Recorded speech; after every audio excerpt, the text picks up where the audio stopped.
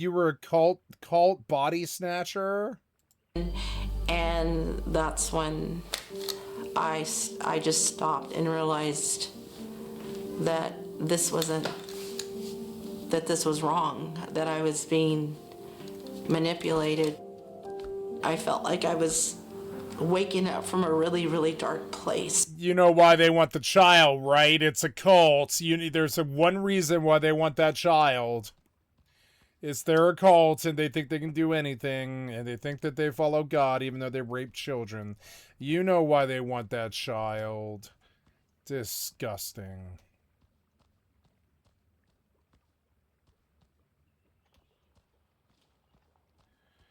Where do I go and what do I do? I don't know.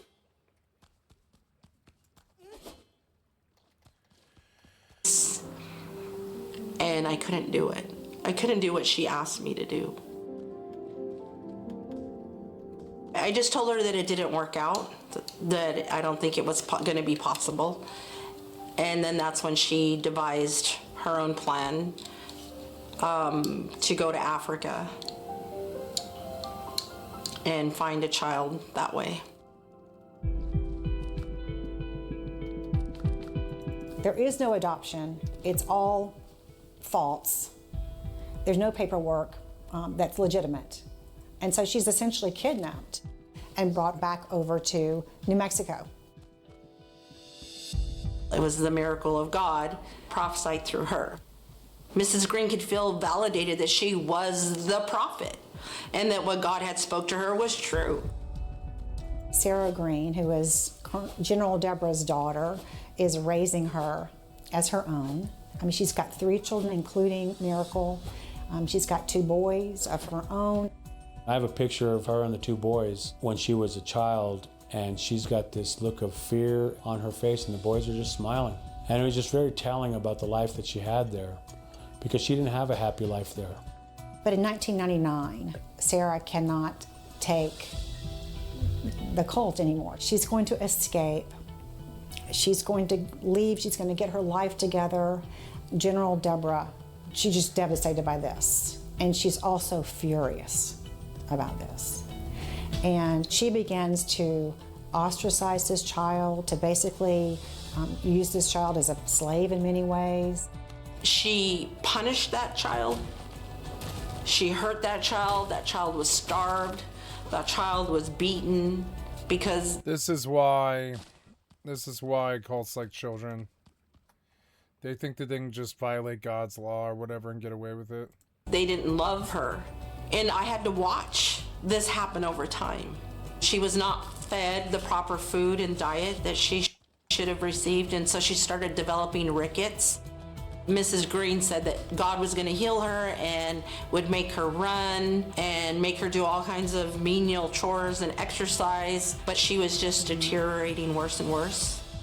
No, a doctor and some meds would do that. General Deborah got away with this mistreatment for a number of years.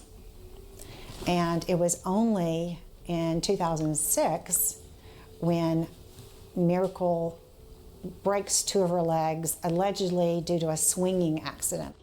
The Greens then transported her to University of New Mexico Hospital in Albuquerque, where emergency room physicians looked at her injuries and determined that a child would not break their legs hitting another child on a swing set.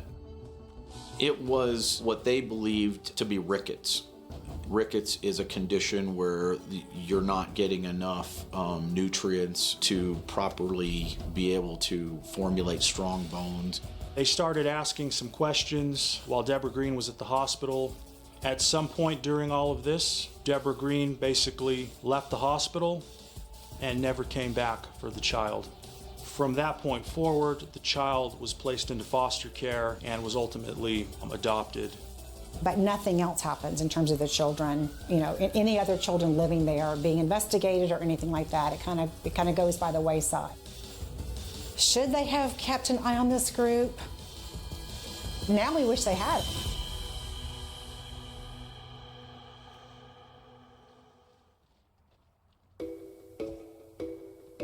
I had no idea who Aggressive Christian Ministries Training Corps was. And a gentleman by the name of Brian Miller came to the office. He was a former member.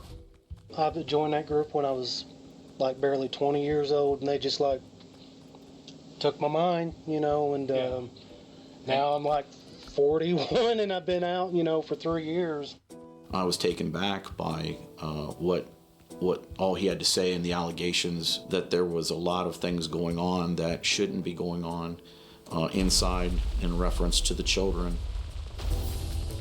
It's like this. The Greens have so much control over people when they're there. They're just going to hide the ones that are relevant to this case.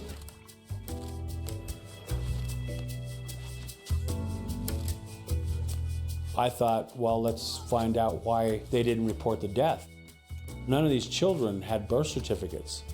And so when Enoch Miller died, well, guess what? It's the perfect murder. Because all of a sudden now, you don't have anybody that even existed. I felt as though we had an obligation as a sheriff's office to look into these allegations regarding the children, but we didn't have much to go on. And then in January of 2016, an unexpected thing happens that really does open this investigation.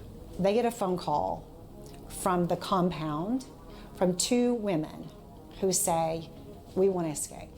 We went down in the middle of the night in the cover of darkness, and we helped evacuate them from the property. My name is Steve. I'm the detective with the Sheriff's Office. And then a day later, I interviewed both ladies. Understand something, sweetie. You are not in any kind of trouble. Okay. Not at all. Thank you, because it's very frightening. We feared for our lives because we could not cooperate with the brainwashing and the indoctrination. And they could not get us to worship the generals the way they wanted to be worshipped. Now you have 2 women who are corroborating Brian. They're repeating some of the same things that Brian has said. And they also talk about the death of his oldest son in 2014. A bad case of the flu came. I think cult's an example of any time that there's some kind of amalgamation of power or people or a combination of people equaling to power. There's some corrupt motherfucker who comes in and Hitler's up the place and tries to corrupt everybody and rapes all the children and represents Satan. And it happens everywhere, in monetary systems, leadership, councils, presidencies, kings, all of it. The minute you get a lot of power in one place, you basically get some right-wing dictator who wants to rape children and cause violence and neglect and abuse. Came through the year, and he just got it worse than everybody. Something about power just draws Satan's minions, and they come up and they say, "I follow God," even though they're a fucking demon. You know, they're like a fucking demon. They're like, "I follow God." No, you don't, demon. No, you don't. You think you do. You don't. You're there abusing and neglecting children and enslaving people and brainwashing them. You're a demon. Was the other kids sick at the same time? Yes, all the kids get sick at the same time. And he got it worse than anybody else. His face turned into this like monster. His face was swollen. It was like leaking stuff out of his brain. All his face was half deformed. They tried to put poultice on it and stuff, but he never got better. They attributed that to flu? Yes. Was there anybody there with medical training? No.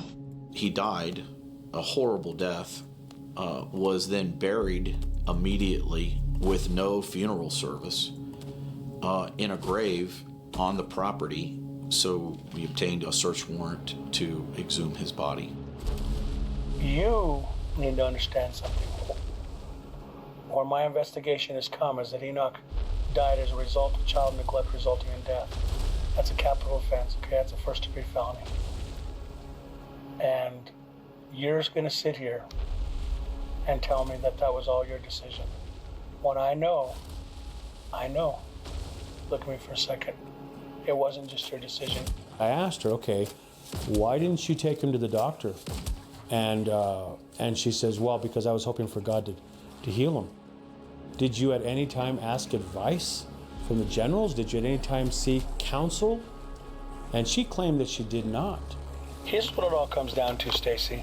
At some point in the future, you're probably going to get charged. I truly believe that you and your kids are a victim in this. I've talked to people that told me that the generals treated you and your kids like crap. But here you are, still protecting them. I don't get that. I'm not protecting them. I just want to put it behind them. Here's a woman that's been out of the compound now, going on 2 years, and she's still under their influence. She definitely drank the Kool-Aid. Stacy, you've lied to me in this investigation. How? You've lied. How? Because you're covering yourself and you're covering the Greens. Like I said, I'm telling you. And they've lied to me. So the thing is let's be honest, okay? I don't know. There's a lot of deception that's happened here. If it was totally 100% your idea not to take them to the doctor, then it falls on you. Not on them. And see, I don't believe that that's the way it happened. I believe that your feeling at the time was that you weren't supposed to, because that's the way every believer there tells me. I was afraid of the doctor even from my youth. Okay. Were you afraid to ask Deborah to let you go? Afraid to ask her? No, yes. She just came right and told me. She said, if you want to take him to the hospital, I stand by you. And I said, no, I'm afraid to. I don't want him to. I don't want him to go to the hospital. Ultimately, you're going to sit here and you're going to continue to protect them. And you know what? I think at the end of the day, they're responsible for this crap. But you're going to sit here and you're going to take the bullet for everybody else because you think somehow they just did this out of the goodness of their heart. Never mind the fact of the abuses that happened there. And you know what I'm talking about. You know what I'm talking about. Understand something, Stacy.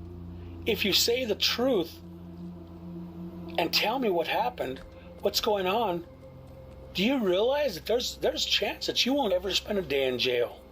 I know that, and I told you the truth. Okay. And I realize I'm most likely going to go to jail, but I don't want to. But this isn't going away, Stacy. Why can't it? It can't. He's dead. He's dead as a result of a crime. Your son is dead as a result of a crime. I mean, I don't agree that it's a crime. But it is a crime. I'm telling you, it is a crime.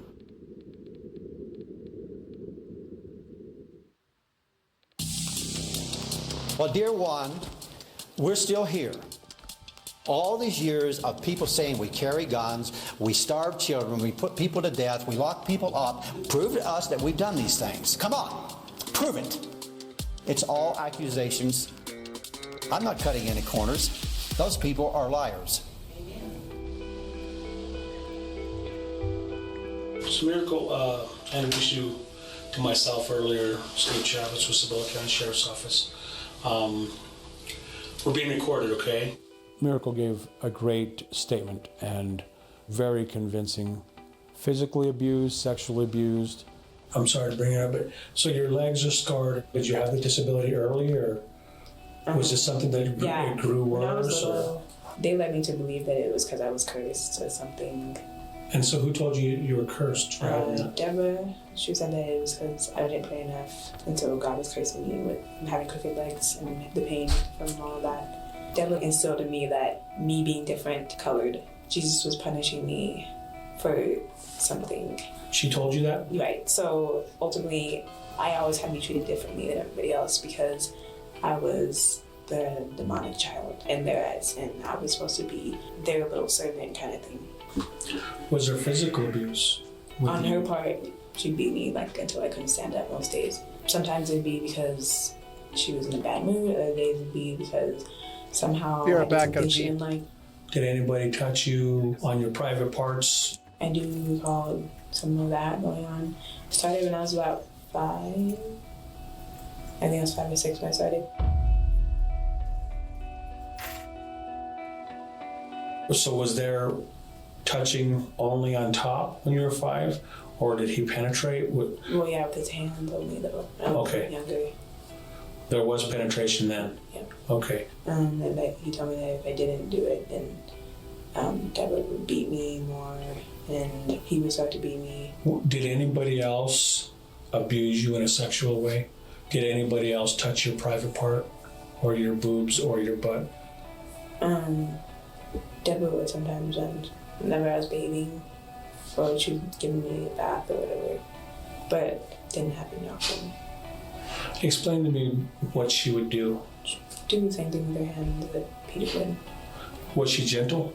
No. Was he gentle? No. The times about sexual abuse where she used her hand to penetrate your private area, how many times did that happen? Not often, I don't know. More than twice? More than 4 times? Probably about 5 or 6 times. 5 or 6 times? Call. And that started when you were how old? It was probably like 6. As we continued to investigate and obtain more information, we were able to substantiate that we had certain charges based on victims' interviews. We did present the case to the grand jury, and we did receive true bills on charges. And that's where we will make our primary assault on the front of the building. In the early morning hours in August of 2017, we traveled to a staging area. We learned that the best time to execute this type of raid or a warrant was on a Sunday morning when the entire membership would be in what they called their church, listening to Deborah give her morning sermon. That was the only time that there was not going to be a sentry roaming the property. The dogs were pinned up at that time. What we did not want is a Waco. We didn't want a standoff.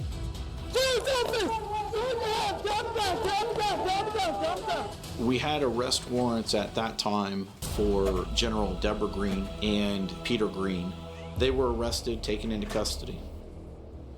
James Green was very upset. Deborah was very quiet, didn't have a lot to say. Who are you? Can you identify yourself? I'm with the sheriff's office, ma'am. During the course of the search, we found some semi-automatic weapons. Guns with suppressors. Some long guns. We found some silencers to those long guns. So we've got 1, 2, 3, 4 labeled as counter intel. Several days after the raid on the compound, we wanted to get the children that we had not taken from the compound. And we saw several vans that we recognized from the compound heading towards I-40. Inside the vans were all the children and the parents with all their luggage, personal articles, money. I believe in my heart of hearts that it was divine intervention. That if they would have reached the interstate, those children would have been gone, those parents would have been gone, and we would have never been able to have rescued those children. It was over 12 counts, separated out into 2 trials. The first case alleged that Deborah had sexually assaulted and abused her granddaughter. The specific allegations were that the child was penetrated with sticks and tools during bath time. The allegation was also that the granddaughter, who was adopted from Africa, was kidnapped. The final allegation in it was that the girl did suffer from rickets, and they alleged that the rickets were caused by child abuse, by malnutrition. Obviously, the most important part of the trial was MG's testimony. She came through like a champ. Very, very brave young lady. She stepped down from the witness stand and she walked right in front of the jury box, and she pulled up part of her dress to where her knees were and where that great bodily harm, disfigurement, scarring was on her legs, and she showed the jury. I think she wanted justice, but honestly, here I have a young lady now that's in college, and I feel that what she felt was I was kicked and beaten and abused, and I survived. Damn it. A leader of a military-style cult sentenced to 72 years in prison for child abuse and kidnapping. The jury was so moved that several of the jurors actually sat in the courtroom and watched the sentencing hearing. Something that I've never seen in my career other than that case.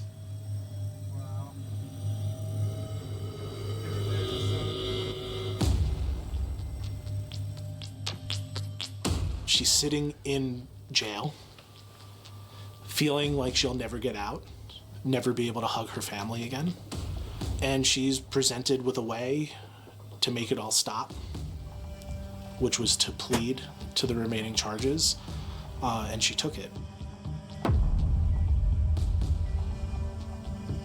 We were shocked. We were shocked and amazed that that she was going to be released. This is for a documentary?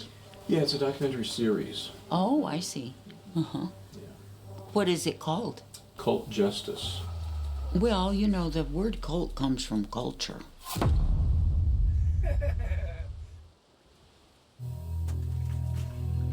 Our Father which art in heaven, hallowed be thy name. Thy kingdom done. These demons be done. It was based on the failure to turn over exculpatory evidence. And the reality is, Miss Green is an innocent person who has her freedom back. I was in prison not as a young woman, not because of drug abuse or crimes of violence, but by fabricated tales and crafty inventions. She may be frail looking, but if you listen to some of the folks that know her, were under her thumb. And lead us not into temptation, but deliver us from evil. You know that she is a sociopath and has no care at all for anybody's well-being. At no point in time do I think she will ever take responsibility for anything that she's done. Which wasn't my responsibility.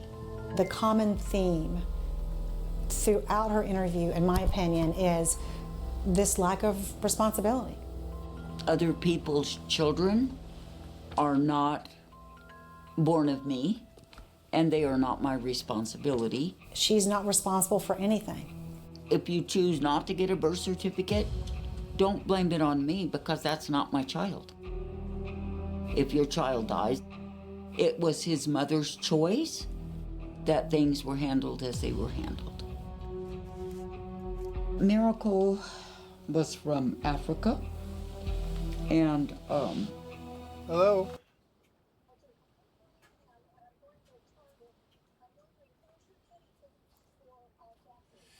You got me 3 boxes. I've gone through 2, and I opened the 3rd one last night. So there's like, I don't know how many cans left.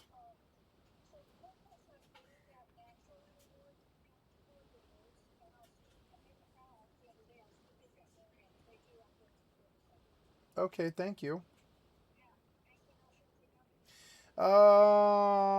No. While I'm at it, I don't believe so. No.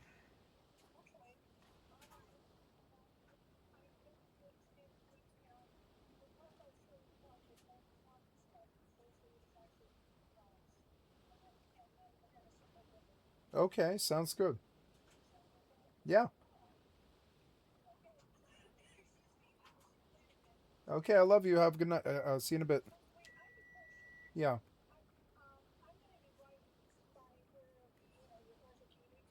Yeah.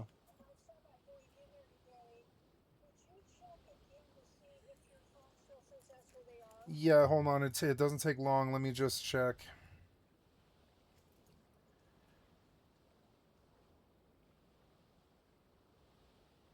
If I don't misspell. There we go. No, it says no location found, and the last time it says the last place that it like registered was at the Imaging Peace Health Center. So, but it's been 4 days since they've been found, which suggests that maybe somebody else.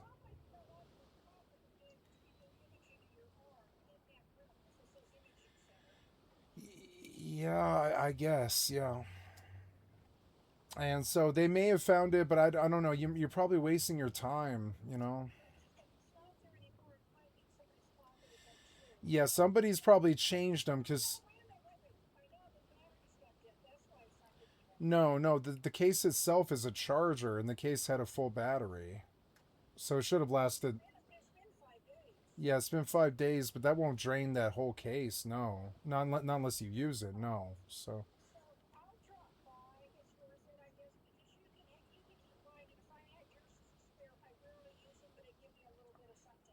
Yeah, yeah, you know, and it's okay. Yeah.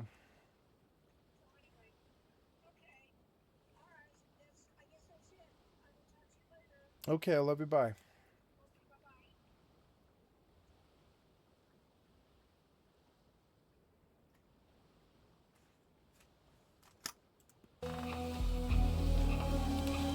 My daughter, she came with this child, and that was not what she was supposed to do. I don't think she feels like she's done anything wrong. In terms of the You are insane, nut. vandalization of the property, that is a lie. We're looking for a few good soldiers. I think the only attraction that I have is simply because I know what I believe and I know who I believe in. You know, you can actually get into battle for the Lord, and your heart will be going like this. Boom, boom, boom, boom, boom, boom, boom, boom, boom. And inside every part of your natural adrenaline is going, run, run, run, get away from it, get away from it. But you've got to take a grip of the natural man and say, onward, soldier.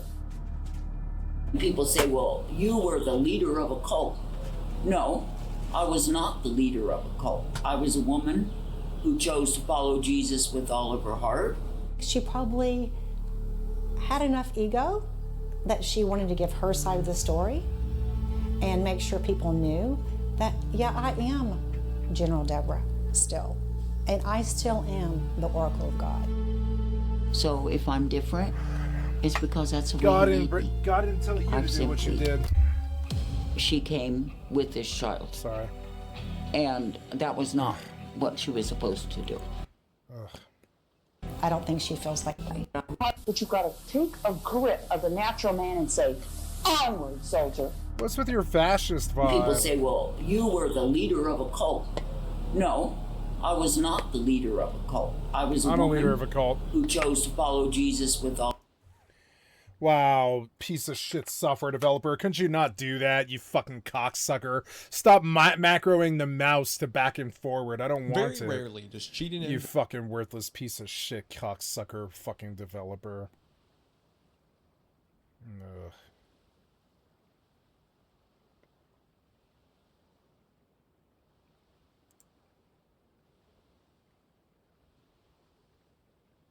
Weirdo, freak. These are words used to not only describe the doodle breed of dogs, but also lolcows online. Lolcows have been a huge part of internet culture since the 2010s, with the term rising in popularity around 2014. The etymology of the word lolcow tells you everything you need to know about what a lolcow is and the type of people who are obsessed with lolcows. According to the Wiki Dictionary, lol means to laugh, and cows are something that is milked. So a lolcow is somebody that can be milked for laughs. The actual definition is a person whose eccentric and foolish behavior can be exploited to amuse onlookers. Onlooker? I hardly know her. I think it's really important that later we focus on the exploited part. This video will be split into multiple portions and the timestamps will be below, so feel free to skip around if you need to. Thank you. Now that we know what lolcows are, before we get into the ethics of lolcows, I think it's important to talk about Kiwi Farms. You cannot talk about lolcows without first talking about Kiwi Farms. Kiwi Farms is a website used to document and track lolcows. It also has forums for news and politics, but we don't care about that. It's most known for lolcows. Think Reddit, but about weird people and less user-friendly. The users of Kiwi Farms are known to troll and harass people they talk about, some of them to the point of taking their own lives. For that reason, the website is banned in some areas, but it's still up and running. The description that they give for what their website is a community dedicated to discussing eccentric people who voluntarily make fools of themselves. Explore abnormal psychology in the minds of internet crazies. You think you're a scientist? They're not exploring the psychology, just so you know. I'm sure you could have guessed. I am being so for real. That was not staged. That was haunted. Planned. You have a ghost. The woman was too stunned to speak. I'm literally... Well, I have to film the video, so I'm gonna just... Maybe I'm being haunted by a Kiwi Farms moderator or something. With how they describe their website, that is where my main problem lies. When they say eccentric, they mean mentally disabled and either fat, really skinny, or somebody who's just not conventionally attractive. Basically, you'll see later, anybody who's dubbed a lolcow does not fit the beauty standard and is disabled. I want to show you an average conversation on this site. Let's take a look at Sophia Chu, for instance. She is a very mainstream lolcow. I'm going to keep using her as an example later too, because I feel like she's one of the lolcows that has broke into mainstream media. Even if people aren't familiar with what a lolcow is, they know who Tophia Chu is. Tophia Slidell, Tophia Chu, at HopeLove16, Donald Fitzgerald Slidell, Ezekiah Mordecai Fusario, the Slidell family, 30-year-old, unemployed, obese TikTok live streamer, documenting her family's collective insanity, fired from Dunkin' Donuts for hygiene issues, has an Asian teen fetish, evicted, living in cars with her family. That's the forum topic. Now this post is from 2023, but it's still being added to this day. And this is an example of a comment in that forum. Somebody said, there's a new GoFundMe. It was either made by a troll or someone helping Tophia. And then someone says, that face screams troll to me. Good lord, I thought her earlobe was a neck boil. What does it have to do with the GoFundMe? I'm confused. This is another comment in the forum. So I'm assuming they're replying to somebody saying they're keeping a record of Tophia Chu's behavior. Because somebody said, no, please keep records up since Reddit rather let her creep on young boys. Oh, hobo vacation from her not having a job. Reddit. Must be nice, Toph. You don't own a car. There's no way she made enough to get travel money. Some R word was nice to her. I wouldn't be upset if they got hit by a drunk driver or she got locked into a room with Andy Dick. And then the person replied and said, even Andy Dick has standards. And the last example I'm showing you, again, so you can get a grasp on the kind of people who No, Andy Dick doesn't have standards, no.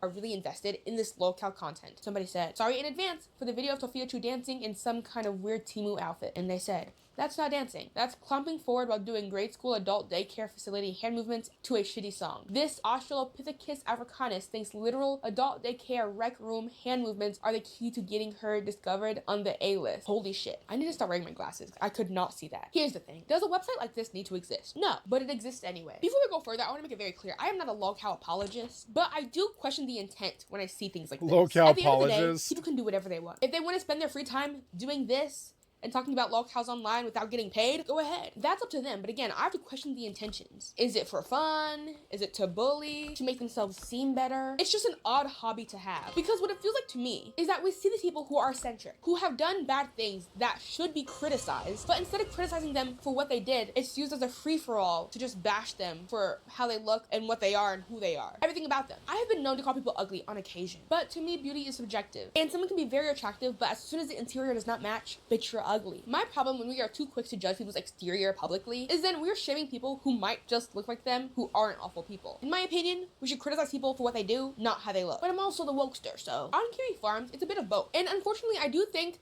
Kiwi Farms has shaped our internet culture more than people think it has. People online are dead set on being internet vigilantes. If you did something wrong and you're ugly, trans, or fat, you better watch out. For example, Chloe Sagal was a game developer. She got into a car crash and created a GoFundMe to ask for help. There were recovery costs and the cost of getting shrapnel taken out of her body. Those on Kiwi Farms, though, they didn't like it.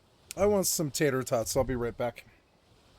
Almost immediately, they flagged her GoFundMe as sketchy and said she actually wanted the money for sexual reassignment surgery, something they had no actual hard proof of. Its users harassed her relentlessly and trolled her until one day she lit herself on fire in a park. This was in 2013. This is an excerpt from the Kiwi Farms wiki page about another person who was bullied into taking their life by people on Kiwi Farms. I literally cannot read this. I feel like I'm going to go crazy. Like, my mouth will not let me read today. I don't know what the issue is. I'm gonna bring in Wifey to read this because I have tried to read this whole thing 2 times now and I can't stop stuttering. My dyslexia is going crazy. Reading my script even today has been really hard. I don't know why. And I feel myself like I'm about to lose it. I'm about to lose it. I don't know why. So we're gonna just bring in Wifey Talks a lot. Can you help me read something? Alright, what we got here?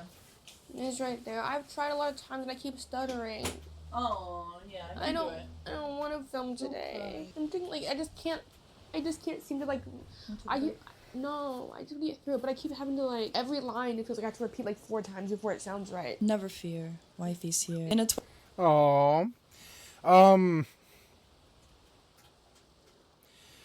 This is the original Attack artists. They're like the original Attack artists, and they fancy themselves like good for the community or something. No, they're Attack artists and they're worthless. Twitter thread posted on June 27th, 2021, near a pseudonymous? No wonder you're messing up. Okay, let me start over. In a Pseudonymous. Twitter thread posted on June 27th, 2021, near a pseudonymous Japan-based software developer known for their work on the video game emulator Hygen, described long-term harassment from Kiwi Farms users. Near, who is non-binary... Oh, they're anti-trans. Big surprise.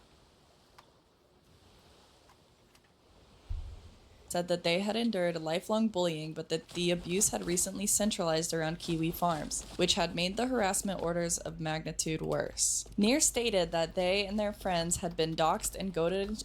It's really difficult, actually, for some reason. Near stated that they and their friends had been doxxed and goaded into by members of the website, and that Near had been mocked for being autistic. On June 28th, Hector Martin posted a link to a Google Doc which he said came from a mutual friend of his and Near's, which said that Near had died by and alleged that the harassment from Kiwi Farms amounted to Martin subsequently reported on June 28th that he had spoken to police who confirmed that Near had previous day. USA Today reported on July 23rd, 2021 that it had confirmed with Near's former employer that they had died. Damn. Yeah. I've never even heard of that, but... You know what Kiwi Farms is? It's one of those websites that essentially, it's like Reddit, but for locals. Like people talk about locals. Mhm. That's all they do. Yeah. How do you feel about people who, in their free time, all they do is talk about locals? Oh my god, jobless. It's really, like, kind of sad and jobless and embarrassing and friendless, honestly. Yeah. Friendless behavior, hobbyless behavior. I hate people all the time. I know you are a number one hater. I'm a hater. But if you're spending your free time thinking about, talking about somebody that you hate, then that's like obsession. I think it's totally normal to talk about, like, if somebody is posting stuff online I like her that wife. is like not appropriate, not cool, you don't agree with, commentating on it, completely fine. But I think the difference is when people are just bullying people for like stuff that they can't change, like being mentally disabled or ugly. Or gay. You know? Or fat or poor. Weird. Or druggy or... Weird. We're talking about it all the time. But yeah, why'd they bring in kiwis into this? I like kiwis. That's like your mascot, the kiwi bird. Oh, why? Because it's ugly and fat? It's not ugly. No, it's cute, but it is kind of like round and weird looking. I feel like a lot of lolcows are rotund and weird looking, like a kiwi bird, so that may be the reason. I'm not sure. Yeah. Thank you for helping me. You made me feel better. She's the best wife in the world. Like, subscribe, comment, type, share, Patreon, Cameo. As soon as I raised that price, people were like, yeah. You would not want to buy the Cameo anymore. Everybody said, raise your price. And I raised it, and they were like, oh, I don't want that. Thank you to Wifey Talks a Lot. This is why I personally refrain from talking about lolcows. I know a lot of you have asked for a part 2 of the Tyler catastrophe situation, but here's my thing. As soon as the internet lolcowifies somebody, I'm out. Because even if I have valid criticism, it means nothing when the whole internet is just bullying and harassing somebody. Imagine you work at Panera Bread, and you're making the sandwiches, you're making a sandwich. Next thing you know, there's 1,000 people in front of you yelling at you. They're calling you fat, they're calling you ugly, untalented, a horrible sandwich maker. But in that group of 1,000 people, there's 100 people actually giving you valid criticism. They're telling you to stop licking the sandwich bread before you make a sandwich. Telling you to stop digging your nose in front of customers. Are you listening to them? Probably not. You can't. That's why I don't make lolcow content. Any valid criticism I have will no doubt be lost in a sea of harassment. And I don't want my name tied to any tragedy that might happen because of it. Also, when these people are being harassed, it's really easy for them to dub every single thing said to them as hate. Because they are getting hate. All the harassing does is make it harder for the harassee to be able to differentiate between valid criticism and hate. Because how are they supposed to know if you're being for real or not? But this doesn't mean that these people should not be held accountable for their actions. But it just seems like once somebody becomes a lolcow, people just see it as a free-for-all to just bully them about literally anything. For instance, when I made a TikTok and a YouTube short saying that I don't want to talk about Tyler catastrophe anymore because the internet made him a lolcow, a lot of people rebutted with, he made himself a lolcow. And that is just factually untrue. Most lolcows don't make themselves lolcows. No. You want to milk them for laughs. And you see they're an easy target to do so too. That's why people do it. That's why people make people lolcows, because they're easy to make lolcows. Again, don't take this as me saying like he did nothing wrong. He is still an asshole. I'm not fully caught up on the new lore of him, but I've heard he's been up to some shit. He put himself in a horrible situation and doubled down, and he willingly opened himself up to more criticism by not apologizing or privating his account or doing anything to stop the hate, anything to diffuse the situation and let it die down. He is responsible for his actions, but he's not responsible for your reaction. No one can make themselves a lolcow. The internet does. If you think that somebody can make themselves a lolcow, I think that just depends on what you think is their fault. Like, if you see being a lolcow as something that is preventable or inevitable. For example, if being a lolcow is inevitable, then you know that when you post a cringy video, you will absolutely become a lolcow. Then yeah, you could say he made himself a lolcow. If he knew that for a fact, if he posted a cringy video, he would become a lolcow. But being cringe is subjective. So you could accidentally post a cringe video, not know that you're being cringy, and then become a lolcow. I just think the entire argument is stupid. Like I said, people can do whatever they want. You're allowed to want to lolcowify him or lolcowify anyone because you have free will. You can do whatever you want. I don't care. But let's not forget that you are the one who took that action, not you the viewer. Hopefully not, but what I'm saying is people in general. You're the one who took that action. You decided to lolcowify him. He did not lolcowify himself. None of these lolcows, at least most of them, did not lolcowify themselves. The internet saw them and was like, hey, this would make a perfect lolcow. Most of them were just being themselves, and the internet was like, what if I? Again, I'm not saying that themselves was them being good. or a good person or anything, but they didn't purposely make themselves a lolcow. It's all just semantics. Also, I didn't make a video because any context I see him on my For You page, I do immediately scroll. I'm tired of hearing about him. I'm sorry. I'm sorry. I'm gonna go through a list of lolcows and you tell me if there's anything they have in common. Chris Chan, Sophia Chu, Nova Online, World of T-Shirts, Daniel Larson, just to name a few. Look at all of them. Look, what do they have in common? If you said none of them look conventionally attractive, you'd be right. No offense. I don't think it's a stretch to say that the internet is obsessed with making people who are not conventionally attractive lolcows. But the perfect combo is someone who is not conventionally attractive, but is also very easily influenced and mentally ill. All the people I've mentioned are lolcows who have done very questionable things. Some have even done deplorable things that should have them behind bars for life. But I do think it's important that we realize the biases we have when we make people lolcows. Because actions alone does not a lolcow make. They need to also fit the exterior. Perfect example is somebody like Ashley Barnes. She's a famous TikToker who has multiple stories of her being really creepy at parties, predatory, not listening to people's no's and consent, and trying to pressure them into having relations with her, using pheromone spray to try to get them in the mood. These actions, if done by somebody else who was far less attractive, would make them a lolcow. So what's the difference between these two people? Exactly. James Charles has been proven to like to talk to minors in 4K.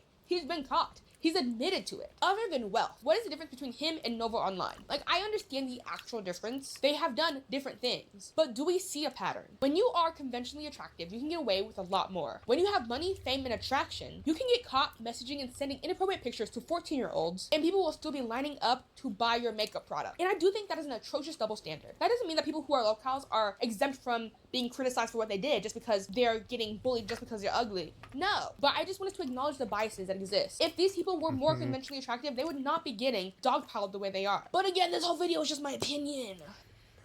Attack culture online needs to end. It's worthless, it's honorless, and it's fucking shitty. Just like the PvP players who harass me all the time. Same people.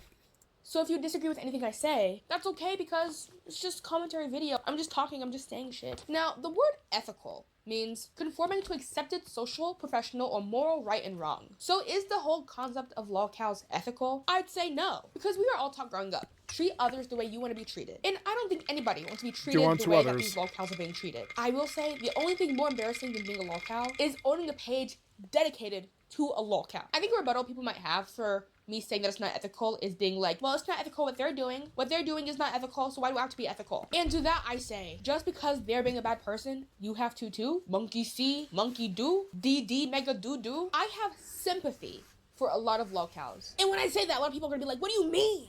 What do you mean? You feel bad for this person who did X, Y, and Z? And yes, I do. Sue me. Sue me. I think it's called empathy. I have it too. Hate nuance, especially online. Here is fully what I think. I already used Sophia Chu as an example earlier, so I'm gonna use her again. Wrap around. She has done foul shit that is inexcusable, and I do not support her. Because who would? I also think she should be held accountable for her actions. Because she's a grown adult woman who should know better, even if she doesn't. On the other side of that same coin, she was raised by two incredibly mentally ill parents and never given a fair shot at life. When you see her parents and how they interact and how they all interact with each other, it is no surprise how she turned out the way she did. And that sucks. I'm 58 years old, and I am teething. Right now. I am teething. All I want to say is hi to our friends. I said, no. Get out of there. They're my friends too. I said, get out of there. No. It's not been delineated according to the argument. And look, the foundation of the goddamn argument. Okay. But the argument. Go. Look, talk about the argument, baby. He hasn't been paying the rent. We owe $2,000. 3-day notice of non-payment. Why? Because they added up because of COVID. We owe a lot of rent. It piled up. The website, it said we didn't owe anything. Well, we owe that. I told you he wasn't paying the rent. I'm here to enter into a colloquy concerning the Byzantine government. The Byzantine government utilizes the egalitarian mechanism. I think it sucks that she was barely raised by her parents and then had to turn around and become a caretaker for her parents. But the only example she had for how to be a caretaker was her parents who didn't know how to parent her. Is it making sense or do I sound crazy? And I know some people are gonna bean soup this and be like, well, my parents are mentally ill and I didn't look up Asian teen weird stuff or beg for money online. And to that I say, how lucky you are. I think people tend to underestimate the privilege they have. If you were raised similar to Sophia Chu and did not turn out like her, that is extremely lucky and rare. Most people stay trapped in the cycle of mental illness and poverty. Again, in what world was she gonna turn out any differently than she had? She had free will. She could have made better choices. And it sucks that because of her upbringing, she did not make good choices. It sucks that that led her to be the way she is. If we act like people's trauma and childhood and upbringing have no effect on whether or not they're a bad person, we're just being ignorant. I feel bad for the fact that she became what she became. And at the same time, I think she's a bad person. It sucks that she's a bad person, but at the end of the day, she kind of is with her actions. And I feel bad she's a bad person because that's sad. Knowing that people become bad people is a sad thing, and I don't think I'm alone in feeling that way. Some people go through things similar to what she went through, but are able to overcome, fight against their nature or nurture, and become different from how they grew up. But some aren't and succumb to it, continuing the cycle. Sophia Chu and many of these other locals succumbed to it.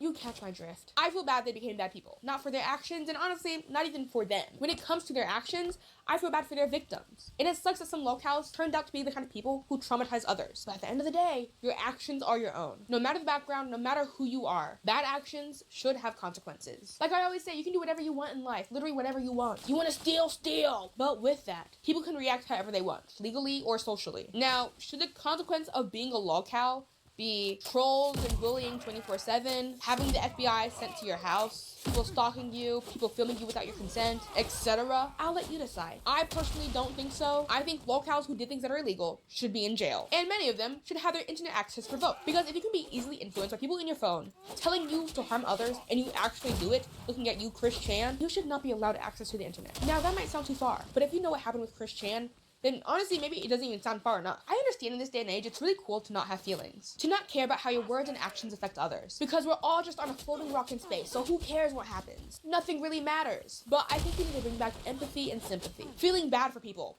Pitying people. Bring back Pity 2026. Thinking about the world outside of ourselves. And understanding that your personal experience is not all that matters. Empathy and sympathy are cool. And not having emotional intelligence is not a flex. Now, the next topic I want to talk about is people who profit off of lolcows. That is a complicated topic for me. You can imagine.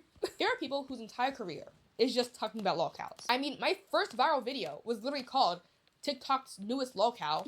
It was about Toya. If you remember those days, thank you for still being here. But that was before I was more well-versed in what a lolcow actually is, and the social implications of somebody being a lolcow. Still hate Toya. I don't know what he's up to, and I don't want to know. I don't look, don't care. But I don't like him, and I never will. My beef is not with the commentary channels who just talk about lolcows and report it kind of like it's news or something. Make your bag, sis. My beef is with channels that I'm not going to call out by name, whose whole job is to provoke these lolcows, record it, and upload it. Like, they will host Discord calls where they talk to lolcows and literally just make them mad or say things that are really upsetting to them so that they have a big reaction so they can upload it to YouTube and get money off of that. That to me is loser behavior and exploitative. The exploitation of people who have the personality to be a lolcow. What? So come on, I was in a menu, piece of shit developer. Give me 5 seconds. Cocksucker, fuck you, failure. Fuck you and your poor life choices. Uglier, people would tear me to shreds. I know that through my whole life I've gotten away with a lot because people don't think I'm super ugly. I don't fit any of the conventional beauty standards in my opinion. I am dark skinned and I have very black features, but alas, people still think I'm pretty. And because of that, I get a pass a lot of the time. In social situations in real life, I am very awkward. I talk too much, I talk too fast, I share way too much personal information and ask invasive questions. I stim, I'm loud, I make not enough eye contact or too much eye contact. And I understand that I'm incredibly privileged in the fact that people interpret that behavior as me just being quirky. I hate being called quirky, but I understand that it's a privilege that people see me as just a quirky girl. Oh, she's just a little kooky. And that is a privilege that a lot of neurodivergent people do not have. I'm not saying everybody likes me, because that's far from the truth. Honestly, people who are very neurotypical I like tend you. to actually hate me in real I like you. life. Like, for some reason, it doesn't even I would get along with this girl very well. like it's just indifference towards me. They genuinely have one-sided beef with me just because of how I am. And again, that's why this topic is very sensitive to me, because I got masking locked down and I had a glow up. And luckily, I have enough mental fortitude to know what to post and what not to post online. At least enough.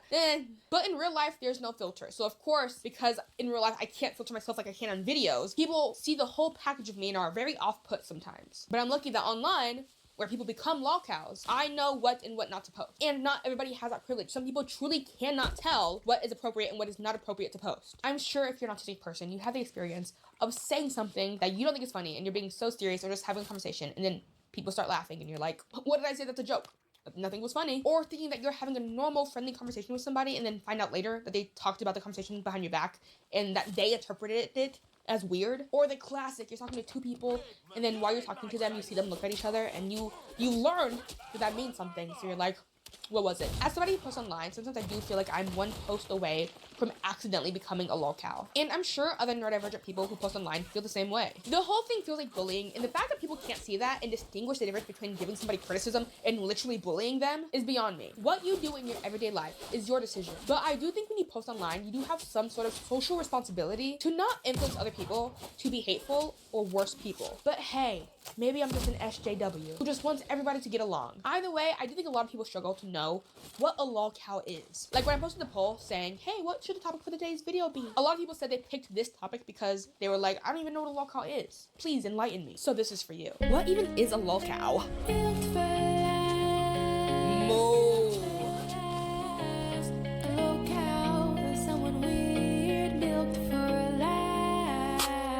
Did you think that video was innocent? Well, it's not. Oh. If you're weird, you might be. What? Milked for life.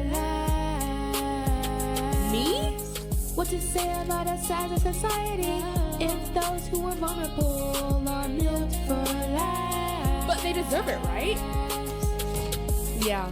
Haha, so funny, you are homeless. Loser. You have no money, work harder, I did, so you should too. Pull yourself up by the bootstraps.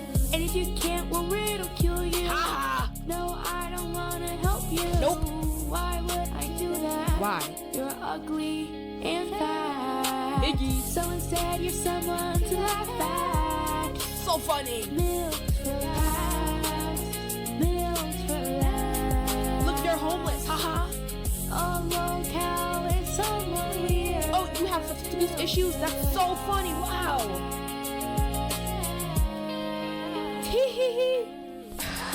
See, it's funny because you're really ugly and have confidence. You really shouldn't. Like, if I were you, I'd be so depressed. Why aren't you depressed, Uggo? Come here. Let me milk you. Come on.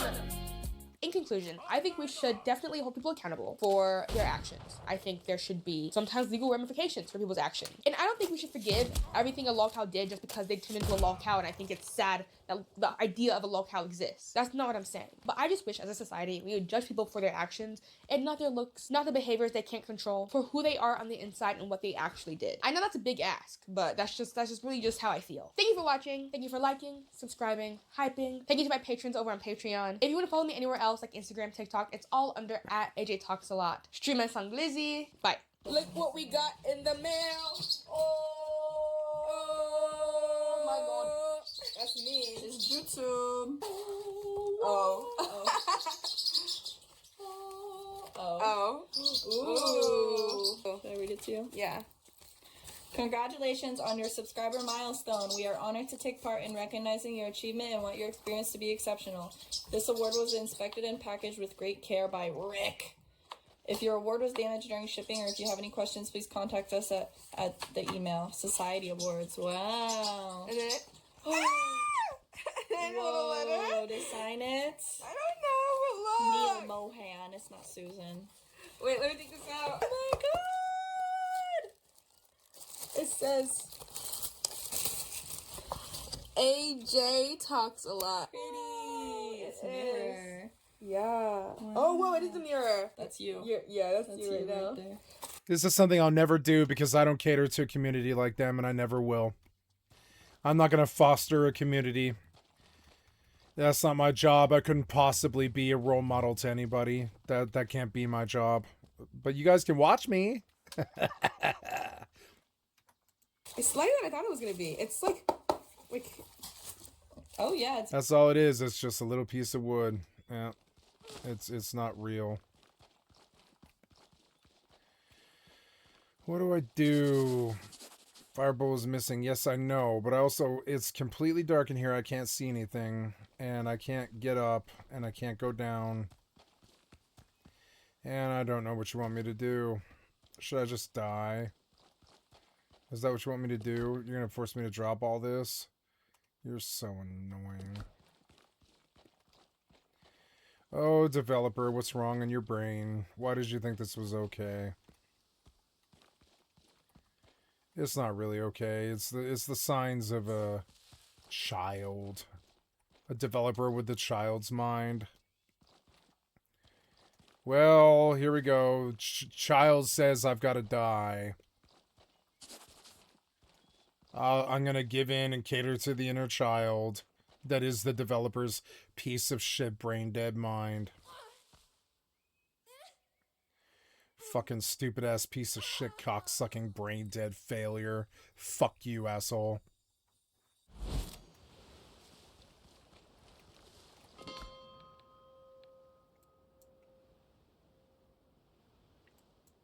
How much of that stuff did I lose? Man.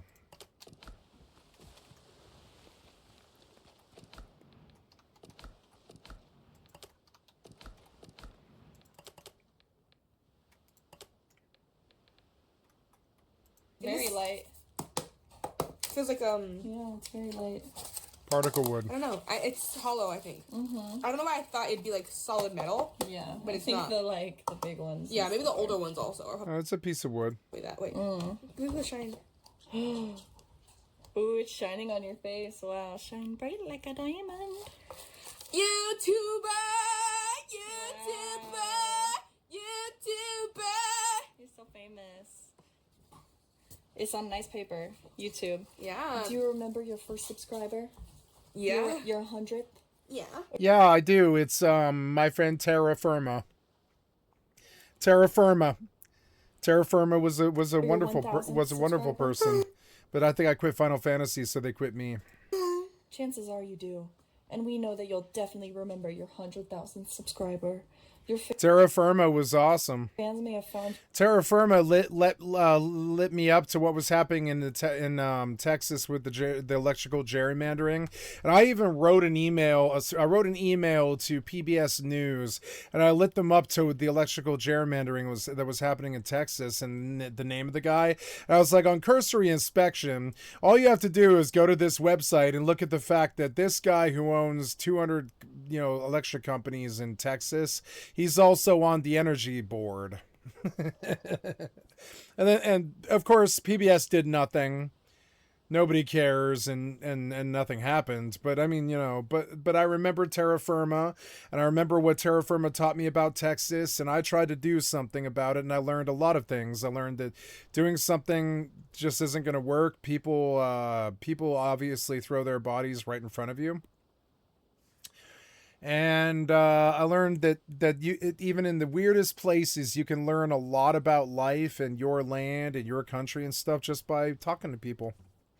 And I remember Terra Firma. He was the first person to ever talk in my channel. I don't forget. you while searching YouTube, learned about you through a friend, or maybe you showed up as a recommended video. No matter how they came to your channel, your audience stayed and their numbers increased because of you and the community you've built.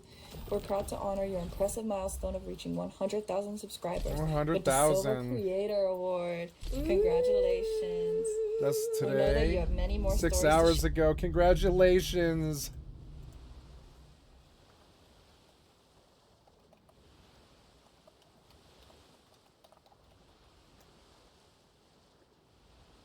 Congratulations. share with your community. We know your fans can't wait for you to amaze them even more with your commitment and creativity. So keep creating, keep building. We can't wait to see what you'll do next, and we're here to support you along the way. And who knows, when you reach your 1,000,000th subscriber, we may just write to you and ask, do you remember your 100,000th subscriber? Yours sincerely, Neil Mohan, YouTube CEO. That's your boss. Wow.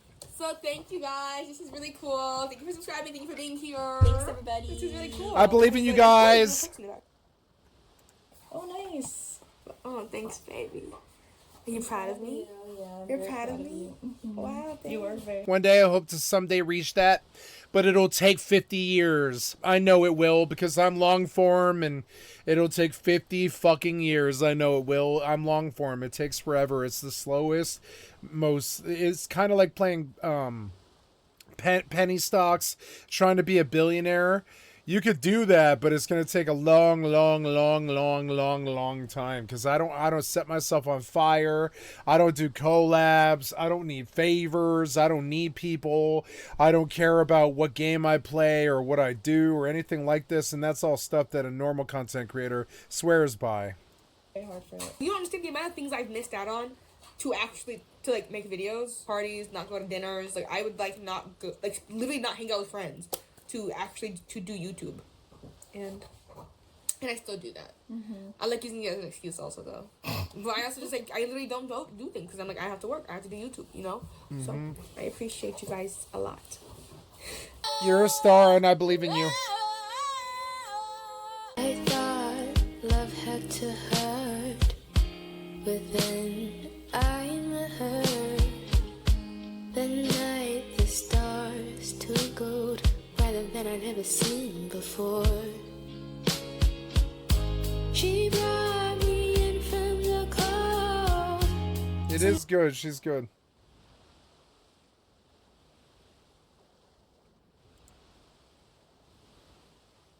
On a hot summer day in 2004... Thank you, Patrick CC. I'd like to sub to your channel. Moving too fast.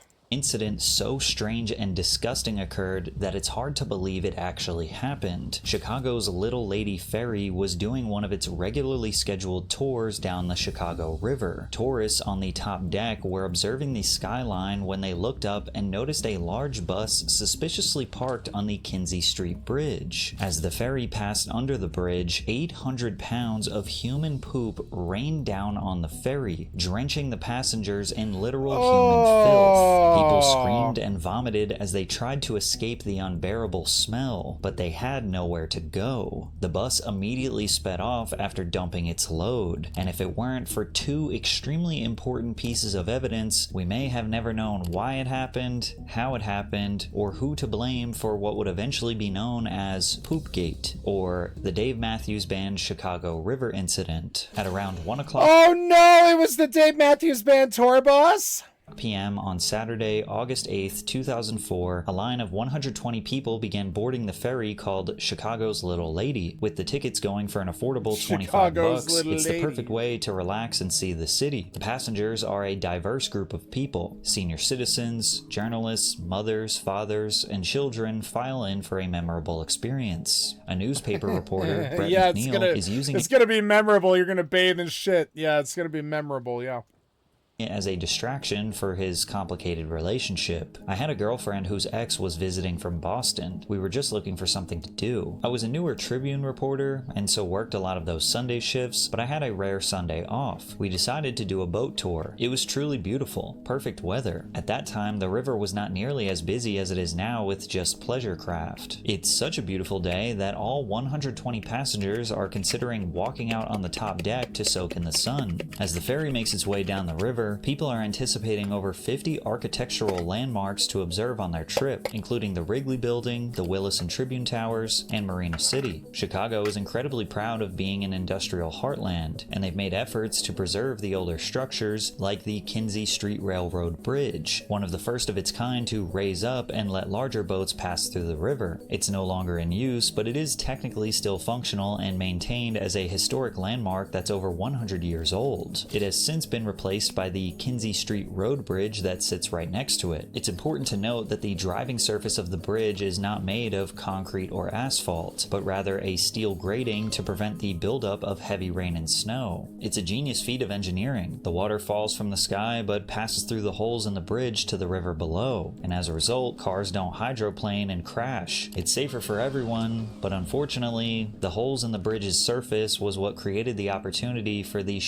day in Chicago's history. At approximately 1:18 p.m., Chicago's Little Lady is heading towards the bridge. Everybody was sitting on the deck in plastic chairs, like deck chairs. Nobody was downstairs. Up above, passengers near the back of the Little Lady see a large black bus began traveling across the Kinsey Street Bridge. It temporarily stops and blocks out the sun at the bow of the ferry. Everything seemed normal until a cascade of liquid began spraying from what looks like the back of the bus. To guests like McNeil, this was weird but likely harmless. I was confused about what it was. I thought it was either a street sweeper or one of those trucks that you'll see with the big water tanks, and they use them to water the flower beds and the flowers along Michigan Avenue. That was my initial thought. Suddenly, the boat started traveling through what he called the Maid of the Mist. One drop fell and then another until the boat was almost completely covered in 800 pounds or 80 to 100 gallons of fluid in just a few short seconds. this. Now, the graphic that we have created is exaggerating. It probably looked more like brownish yellow raindrops, not necessarily large chunks of turds falling from the sky. And since there are no real photos or videos of the incident, we don't actually know what it looked like. This all happened pretty quickly. It's like a car crash. Things slow down. It's bewildering. Your mind is trying to process what it's just seen. The boat continued past the bridge. The bus disappeared south. And then there was like an unmistakable smell. Passengers began to look at the brown and yellow liquid that was covering their bodies head to toe. Then it hits them. The liquid that's been poured all over their faces, their clothes, getting in their eyes and mouths and ears is literal liquid shit.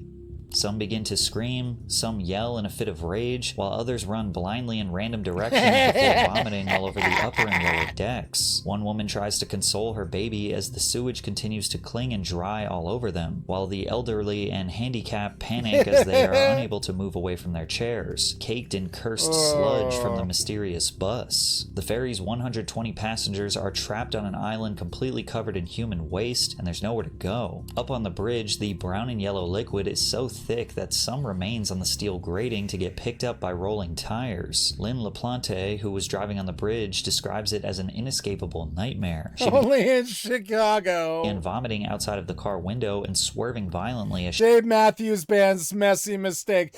How is Dave Matthews caught up in this? she was driving. She later described it as a new form of hell. Making matters worse, Lynn was pregnant and eternally nauseous. All of a sudden, it was like driving into a brick wall of smell. I don't know how else to put it. We didn't see anything visually, but when we got out of the car, it was all along the side of our car and in the wheel wells, just like raw sewage, just covered. Back down below, the captain of the ferry orders the bar to give away free drinks to try and calm down the poop covered Free drinks! They're covered in poop. They're not going to drink anything. crowd. She also puts the ferry in full throttle to get back to the port as soon as possible, but nothing drowns out the screams of dozens of waste-drenched victims. As soon as Nothing drowns out the screams. they return, the crowd flees the boat and onto the docks. All of the money spent on tickets was refunded to the soaked passengers, and the staff hurry up and wash every part of the boat to get it back up and running. And you would think they would maybe shut down the ferry for the day,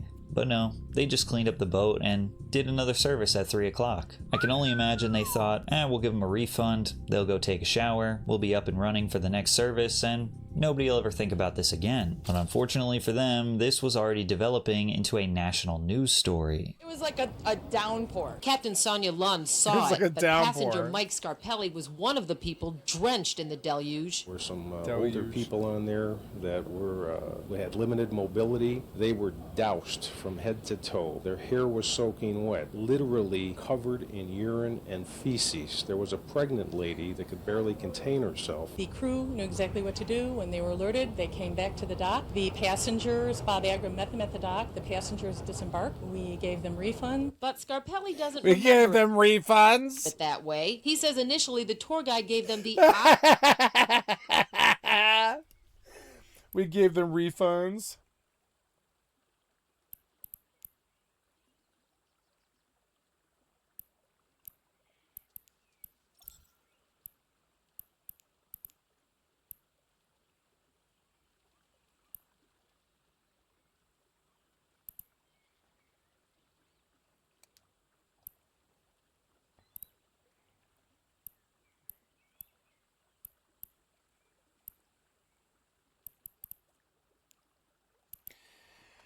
Anyways, I'm here to buy a stasis web of fire 2, I think, or well, I don't know, like a 1. Yeah, like a 1 because they're fucking cheap. Yeah, I can even fit the thing if I had a spot. So buy 10 of these.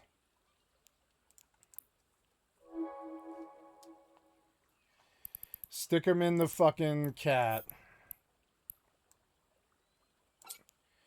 Bring them back to where I live.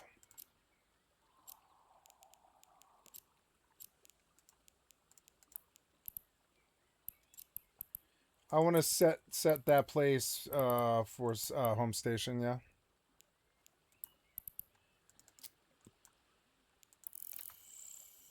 option of turning around, and when dumbfounded, he told the guide to also call police. Scarpelli says the guide replied, "We're working on it." No authorities ever got on the boat. There were no police present. Whether or not they came... This was the Dave Matthews Band tour bus. They dumped a bunch of shit all over a fucking ferry. After the fact, I don't know. I've always hated Dave Matthews Band. I hate the Dave Matthews Band. I hate them. I've always really hated them. They ruined America. They ruined fucking music. They ruined pop music. They fucking suck so bad. They have one good song. They're not, it's just like, God damn it, man. The interviews after the incident sparked two different reactions: serious outrage and contagious laughter, because after all, poop is kind of funny. 5 of the victims actually went to Northern Memorial Hospital for tests due to likely pre-existing conditions and the taste of black water still in their mouths. Exposure to this volume of sewage can cause gastroenteritis, respiratory infections, skin infections, eye, ear, and sinus infections. You could get hepatitis We know what happens. A, UTIs, or even get parasites. An anonymous physician at the hospital even pointed if you fall in a sewer, Autopilot engaged. out that this was enough to shock experienced healthcare professionals. Working in the hospital care setting, when something strange or scary or gross or concerning happens, that's where you go. In general, we're used to it. We're kind of jaded. We're not very impressed with scenarios that would gross a layperson out. But this one was... people were talking about it for a long time afterward in the department. Luckily, nobody would end up getting sick or suffering any long-term illnesses, as far as we know, but the city of Chicago had to find the suspect as soon as possible to avoid more bad press. There were so many questions. Why would someone do this? Was it deliberate or accidental? How did the driver... No, it was Dave Matthews Band, and I'm sure he told them to do it. Managed to dump waste in a way that would scatter over an entire ferry and over 100 people. Most importantly, who the hell was in that bus? Chicago police had never conducted an investigation quite like this, but luckily they would discover a few key pieces of evidence that would eventually reveal the man who dumped 800 pounds of liquid turd. And it was David Matthews, and he definitely fucking ruined. He dumped a metric ton of shit all over the American radio for 10 years. The poop gate. He was like the bad copy of Lil Wayne that doesn't sound good. Investigation had officially started. The Illinois Attorney General, Lisa Madigan, was out for blood to see what environmental laws had been violated. The first key piece of evidence was the discovery of the make and model of the vehicle, a modified 2003 Monaco Royale coach. The bus was more like a mansion on wheels, a luxury Class A diesel pusher at 45 feet in length. It had its own large shower, master bedroom, and tile floors. These buses usually have 50 to 100 gallon waste tanks, meaning it was more than capable of holding a massive amount of poop. But this is where it gets very interesting. According to McNeil, I happened to meet a guy who had one, a luxury coach. He bought this tour bus that happened to be Bob Seger's at one time. And so I was like, hey, these buses, can you remotely dump the toilets? And he said, absolutely. He showed me all about how you can do it from the driver's seat. So the technology exists to dump the toilets from the road, from behind the wheel under power, and it's existed for a long time. But it's still unclear if the driver was able to do this with just the press of a button. It's likely that in order for the driver to successfully dump out the waste from this Monaco Royale, he would have had to park, exit the vehicle, and run around to the 2 valves present near the back of the bus. One valve was for the gray water that comes from sinks and showers, and the other valve was for black water packed with weapons-grade feces and fermented urine. The Royale had a state-of-the-art Sanicon waste system, which could help liquefy solids and allow dumping with ease. All he had to do was flip the pump switch while the black water valve was pulled open, and the sewage would cascade down as the driver ran back to his seat and continued driving across the Kinsey Street Bridge. Unfortunately for the suspect, law enforcement found their second piece of evidence from a surveillance photo that was able to confirm the Monaco Royale, which crossed the Kinsey Street Bridge at the same time the passengers were soaked. But the third key piece of evidence was a paper given to Dave Matthews Band to the authorities at the very start of their investigation. It was provided by one of the passengers at the back of the boat, who managed to write down both the state and license plate number as the sludge rained down on him. Police were shocked when they tracked the plate and discovered that the 2003 Monaco Royale belonged to a luxury tour bus for the Dave Matthews Band. And just like that, they found their first suspect, DMB bus driver Jerry Fitzpatrick. I hear that you were the driver on the bus in Chicago that dumped its human waste. You know, there was an incident of that happening, and I was in Chicago when that happened, but it was not me. I had nothing to do with it at all. I was accused. Nope, he's lying. Of it, actually. It was your bus, right? Because I'm driving a bus. He's lying. He's lying. Yeah. I was accused of it, and I just... He's lying out his ass. Just say that I didn't do that. According to the did. Yes, you did.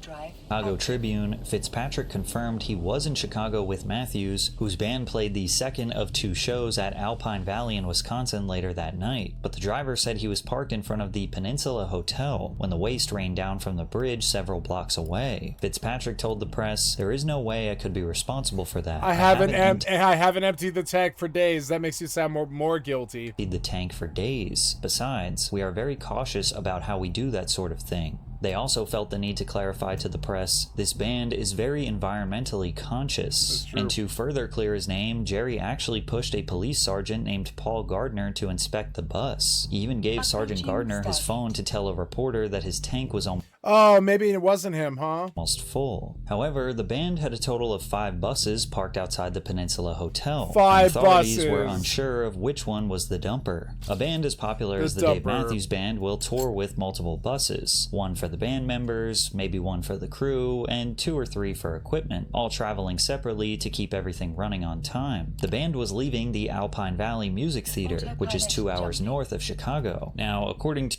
you become like this terrible thing that they try to allow on stage to entertain boomers. Oh, I used to want to do that. I used to want to be a lead singer and be famous or whatever, make it big, rich, and be, naked and famous or whatever. Then I realized that all it really does is completely wing clip you and serve your nuts up on a platter to the whole world where you don't get to say anything about it at all. I learned this from the Beatles, and I was just like, no. To rvdumpsites.net, there are as it is, I'm working on an album still. I'm gonna keep recording music.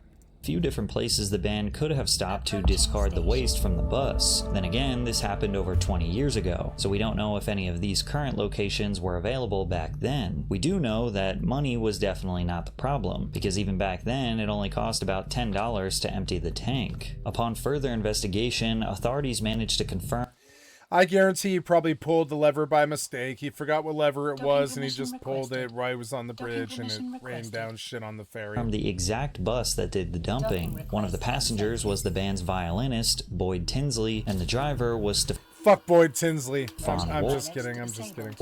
Which raised another question that we would never get an answer to. How could the tank possibly have 800 pounds of waste in it? The tour started in June. The average person produces less than 1 pound of waste per day. Since the bus was only occupied by 2 people, 2 months of use would still only be about 120 pounds in most extreme cases. Since the band had 5 different buses, and Dave says this particular bus was not the one he was on, how was that tank full? They were either letting a lot of people go to the bathroom on this specific bus during tour stops, or that thing was backed up from previous tours months or even years ago. But getting information out of this band wouldn't be easy. They knew discussing the matter publicly would result in a PR nightmare, and telling the truth would make them guilty. The band spokesperson Did you rain down a metric volume of shit upon the radio stations, and then did you do it in the real life as well? John Vlotten said, "Our driver has stated that he was not involved in this incident." No, I don't believe you. I know that Dave Matthews Band has dumped metric tons of shit on the radio. Why wouldn't they do it in real life too? We reserve judgment on anyone until we have seen the evidence. We have been and This was the Dave Matthews Band. It was Dave Matthews himself. Poop is responsible for so many of our ancestors' deaths. Modern plumbing truly is a tragically underrated and underappreciated invention, and it's true. It's true.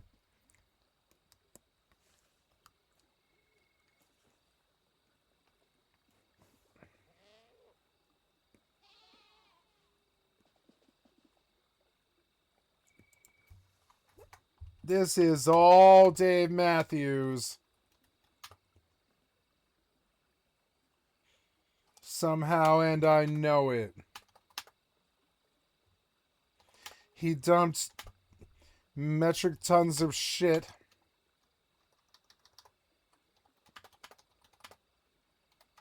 on the radio for 10 years.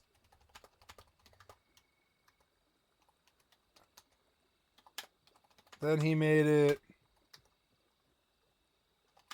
reality.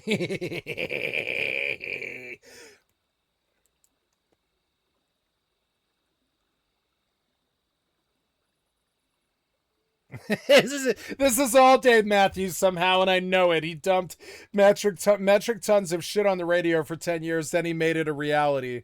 Will continue to be cooperative in this investigation. However, once the 2-week investigation had ended, the Illinois Attorney General's office filed a lawsuit against them. The suit accused the band and driver of violating state environmental and nuisance laws, seeking $70,000 in fines and an evaluation. They're like, "No, we found that you did this." Of the band's waste. Because you did do it. You did do it. They busted you for it too. Disposal practices. And after confirming the surveillance footage, the Attorney General told the press, So what do? You bring your tour bus up to the bridge and you dump all that fucking shit into the water? had the authority to enforce our state's Environmental Protection Act, and that's the main statute that we used. Surely it was the people on the fucking boat are actually so funny.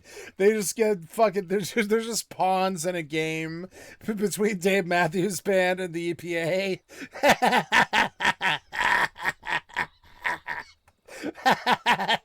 Of water pollution. Surely there was a count for discharging a contaminant. Touche, Dave Matthews.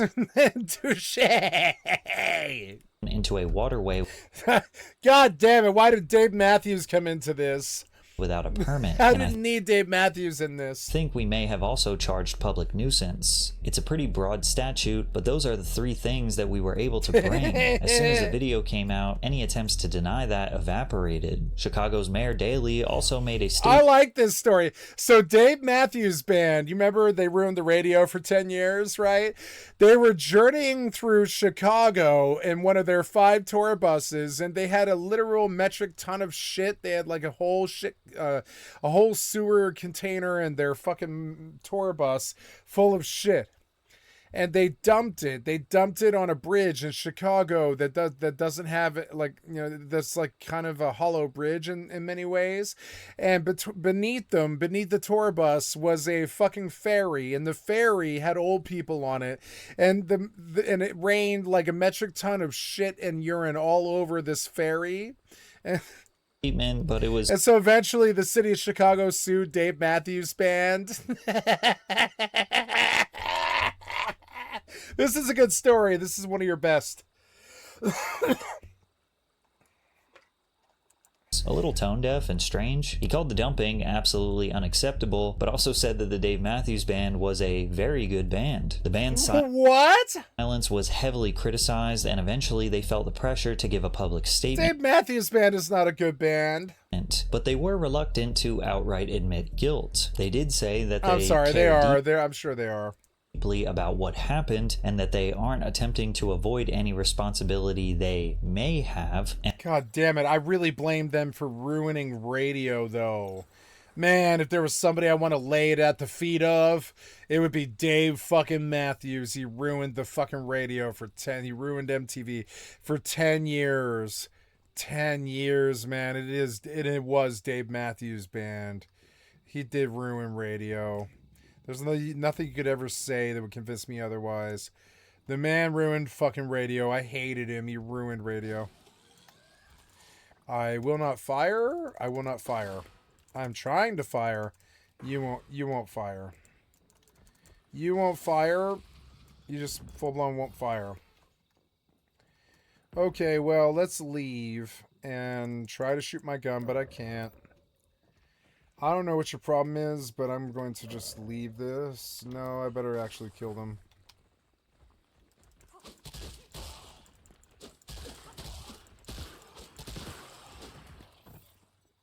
Fucking annoying. I'm just going to relog. And also that they didn't want to offend anyone. We have fully and voluntarily cooperated with the Chicago authorities since the moment we heard about the incident. We provided photographs of any buses they requested, and we offered to supply You took a shit on Chicago.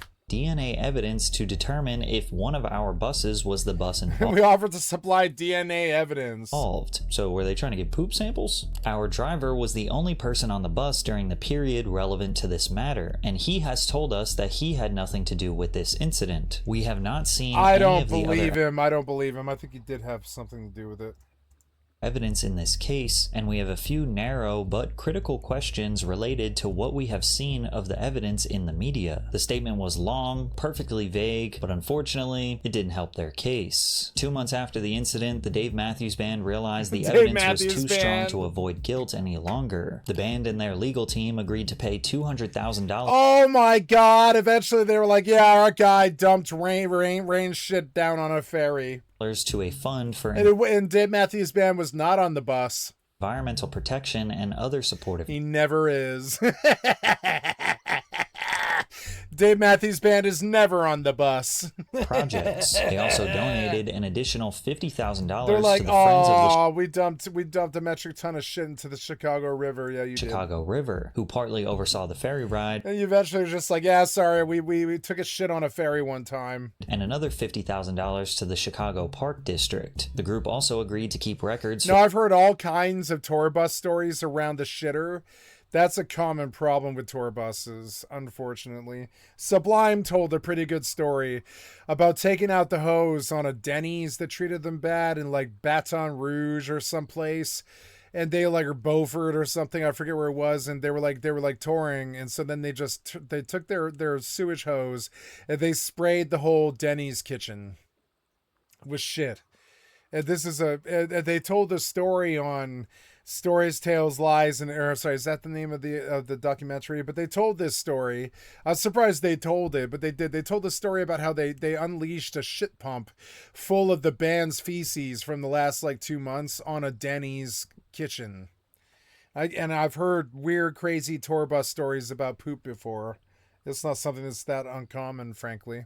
For the next 5 years, detailing where and when the waste tanks on its tour buses are emptied while in to keep records. Illinois. As for the driver, Stefan Wall, he pled guilty to the crime of dumping waste onto the public and into the river. It was the first time he admitted it. He was 18 months of probation. I didn't mean to. I'm sorry. Publicly, and he was sentenced to 18 months of probation, 150 hours of community service, and received a $10,000 fine. Many people believe this was a mere slap on the wrist. The dumping of sewage could have seriously affected the health of the 2 pregnant women on the ferry, as well.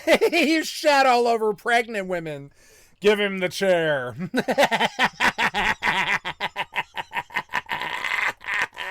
I'm kidding. Well as the young children and baby, plus the wheel. This was your best work. More funny stuff.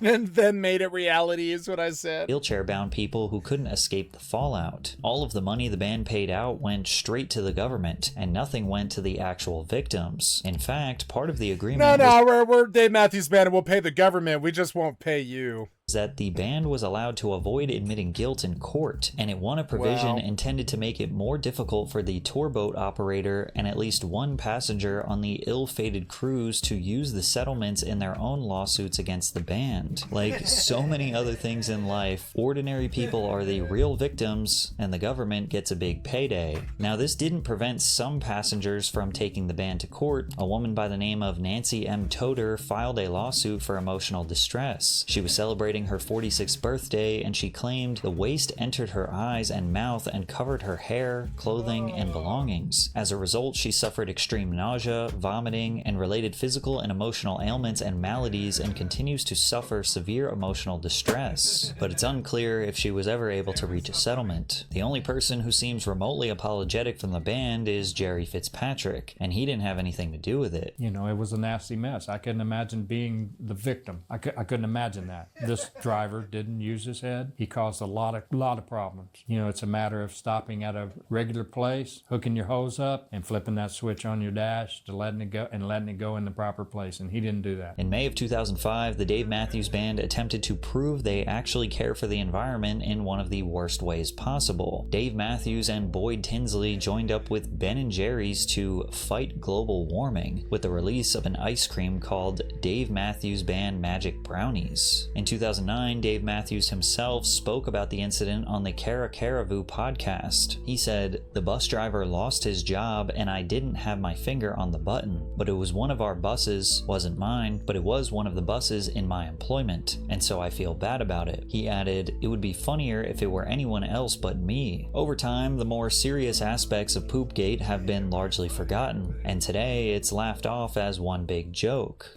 I think until maybe the day I die, I'll always be hesitant to walk under a bridge, or at least travel under a bridge. I definitely have a unique collection of colognes and deodorants, and I always have some baby wipes on me and lots of Purell. Fake commemoration plaques have been zip-tied to the bridge to facetiously honor its history. The Chicago Hideout actually threw a dance party to celebrate the 20th anniversary. Even the Chicago Bulls organization has put in efforts to act like this incident was something the city should pay its respects to. But the Dave Matthews Band does not lean into the jokes. They remain pretty silent about the situation. Because you dumped a metric ton of shit on a ferry.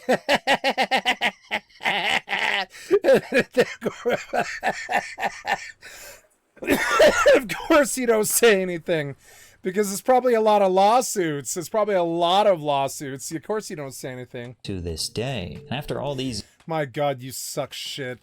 Quite literal shit, Dave Matthews Band. I hate you so much. Years, we still... You're like Hootie. You're up there with Hootie and who else ruined the radio? Fucking Nickelback, right?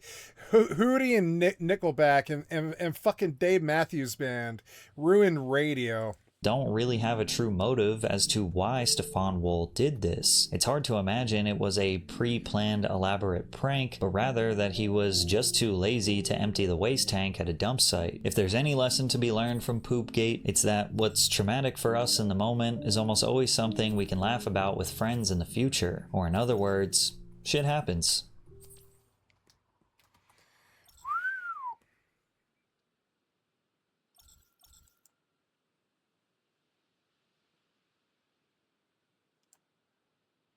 We have to talk about how Tucker Carlson just got exposed on Trump straight to his face and the fallout there, why Iran's firing on U.S. ships after Trump announced Project Freedom with things just spiraling, and how Congress might actually be about to ban itself from betting on prediction markets, but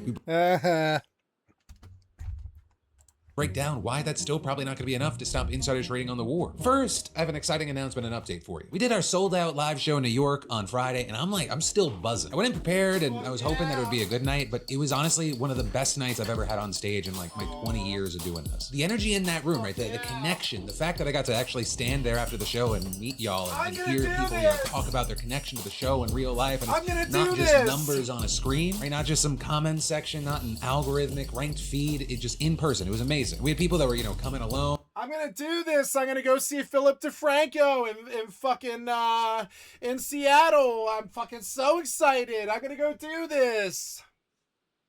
Making friends in line, couples making it a date night, people messaging us afterwards saying it was cathartic, it was fun, it was great. Some saying like it felt like a family gathering, but one you actually wanted to go to. The one thing that actually makes me more excited is that I get to do this with even more of y'all in 12 different cities at 12 different dates. And you can be a part of it if you go get your tickets right now at crashingoutour.com. Some selling up faster than others. We have Seattle, Portland, Boston, Philly, San Francisco, Phoenix, Denver, Atlanta, Chicago, St. Paul, DC, and Pittsburgh. So definitely just before it's too late, go to crashingoutour.com, get your tickets, come crash out with us. I promise you, you will be glad you did. But with that said, there's a lot we've got to dive into today, starting with this. Donald Trump has now ordered the military to guide ships through the Strait of Hormuz, and Iran, they may once again be targeting U.S. troops, commercial ships, and other countries in the region. But also at the same time, according to the White House, the war actually ended way back on April 8th. Or at least that's what Trump told lawmakers on Friday to argue that he didn't need their permission to continue said war, despite it being the 60th day since he formally notified Congress of strikes against Iran, which according to the War Powers Resolution of 1973 is generally the longest American forces can remain engaged in hostilities without congressional authorization. But again, Trump said that the conflict had been terminated since the ceasefire took effect on April 8th, even though his blockade of the Strait of Hormuz, which is an act of war under international law, remains in place. Not to mention the fact that just a few hours after he said that the U.S. wasn't at war with Iran, you had him saying to supporters in Florida, "You know,